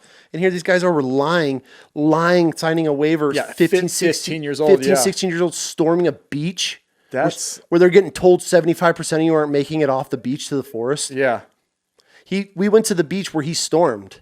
That's so. And they took us to the beach, and he was standing there by himself. And I walk up to him, and I'm like, "Hey, you good, buddy?" Yeah. And he turns to me, he's in tears. And it was like, dude, I get goosebumps thinking about it. It was just him and I. And there's a bunch of other, Marines and people that were with us. And I was like, you good? I kind of throw my arm around him. He was a tall guy, really tall guy. And I was like, you good? And he's like, man, this is where I stormed the beach. And there was this monument, like stone thing that was there. It almost looks like the Washington Monument, like the spike, the big. There was a small version of it. Same shape, and it had like a square that went to a point. Yeah. And he's like, you want to know what's crazy, Bam? And I'm like, well, he goes, I stormed this beach when I was 17 years old or something like that. He was 17. He was young. So I remember him crazy. telling me. And I go, does it look like when you stormed the beach? And he's like, no. He goes, when we stormed the beach, he's like, they told us 75. That's where I got that number. He goes, they told us that 75% of the first wave wouldn't make it off the beach. He's like, it was our job to just get as far as we could. He goes, when we hit the beach, Well, just power in numbers type of thing. They're just they like, just throw wave after wave That's until crazy. the enemy mag changes and you get Yeah. enough up the beach. He said he stormed the beach, and I was like, what's different about it? He goes, when I hit the beach, he goes, I remember running forever. He goes, the forest looks a lot closer. And he goes, he goes, I screamed and screamed and screamed as I ran, waiting to be shot. And he goes, not one shot was ever fired. The enemy had no idea they were storming the north end of the beach, and there was nobody even there. They hit the beach and they're like got to the woods, and everyone was looking around. He said it was crazy. It was one of the greatest experiences of like my military career. Was going back That's incredible. for the anniversary of where these dudes that were kids stormed these beaches, and I got to go back. It's like it would be like our grandkids going back to like Fallujah and Baghdad and you know, and like going with their grandfathers and them like, oh, I fucking killed it, you know, like that's what it would be compared to. It was wild, bro. Last story, we'll get this one. There's a monument like the unknown soldier or whatever that's like a shared with us and their enemy at the time, and it's on the top of this like mountain, but it's cliffed. It's all cliffed out. Okay. And I'm looking over the cliff, and it's, dude, I'm talking straight down, just jungle straight down. And one of the other guys that wasn't earnest, he said him and his buddies, they had watch up there every night. And he's like, we would be really quiet. And he's like, you can hear the enemy climbing the cliffs at night coming up. He's like, so we would shoot flares. And he's like, you would see where they were. You can see them climbing as we look down. He said we would get so good at pulling the pin and milking the grenade, like letting it go. He's like, we could count before we'd let them go. So the grenades would pass by them and explode. And he's like, you would just see bodies come off the walls. That's so gnarly. Can you imagine fighting that war? Like we thought we had it bad because we didn't know who our enemy was, and now you look at Ukraine and shit. Yeah. These dudes are taking down helicopters with drones. Like how the battlefield has changed. Like it's wild, man. And the crazy part, it's all in the same lifespan. Exactly. There's still guys from World War II that are watching a FPV drone into a fighting hole, and some dude's just sitting there fucking wiping his ass, and a drone takes him out. It's absolutely insane to me. It's like, I could only imagine where I don't know which one I would rather have, to be honest with you. Like if I were to, you know, I would not, dude. No way I would fight with drones. You imagine we're having a conversation in a fighting hole and a fucking grenade comes rolling in the door, and you hear a drone. Talk about PTSD. Every time you hear a mosquito, you're gonna be shitting your pants for the rest of your life. I feel like I don't want to say that World War II generation, those guys are just hard motherfuckers, dude. Yeah. And then taking ships that on the way there, like nobody talks about that life. Exactly. And that's why, like, I just feel like that.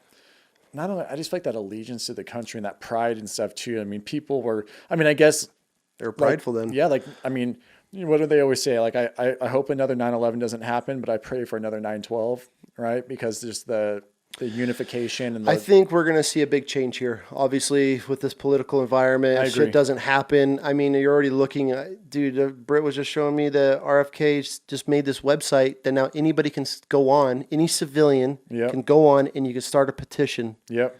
And people, dude, there's hundreds of thousands of people signing these petitions. Why is there lead in deodorant? Yep. You just go and vote for the petition. You don't have to be a politician, a senator, nothing. That's the type of shit that needs to bring us together. Like, why aren't we the healthiest country in the world? Why aren't we the strongest country in the world? You know, like, see what I'm saying? So I think there's going to be a big change, and we're not even going to get into politics right now. But, dude, thanks for coming on. Thanks for having me, man. I feel like we covered a lot, but I also feel like we could also go deep, like, into like some stories too. We can come back and do it again. Hopefully we hit record because this is our first episode here. So hopefully, since we have no idea, now we got to figure out how to edit this thing. But dude, thanks, man. I really appreciate it, and it was good catching up with you. It's been a while. We gotta get a beer, and it's been way too long. There's a lot of work coming this way. I want to fill you in on. So yeah, like I said, I'm excited. I appreciate you guys. I'm glad to see you guys killing it. Yeah, when's the last time you seen her? She was a little kid. Little kid. I'm saying like trying to think. 7, 8? Yeah. It would have been, what, 2016? 17, 18 when we moved here. When did you move here? I don't know, what year was it? 17? 17. So it would have been 17 when we wrestled in the front lawn. I think I threw up that night. Yes, it was your birthday. Yeah. And then Andrew puked too. Yeah. That dude can grapple too. He was a lot stronger than I thought he was. He thought he can grapple. Well, dude. Yeah. Thanks, man. Dude. I appreciate you coming on. Thank you. I had a good time. Yeah.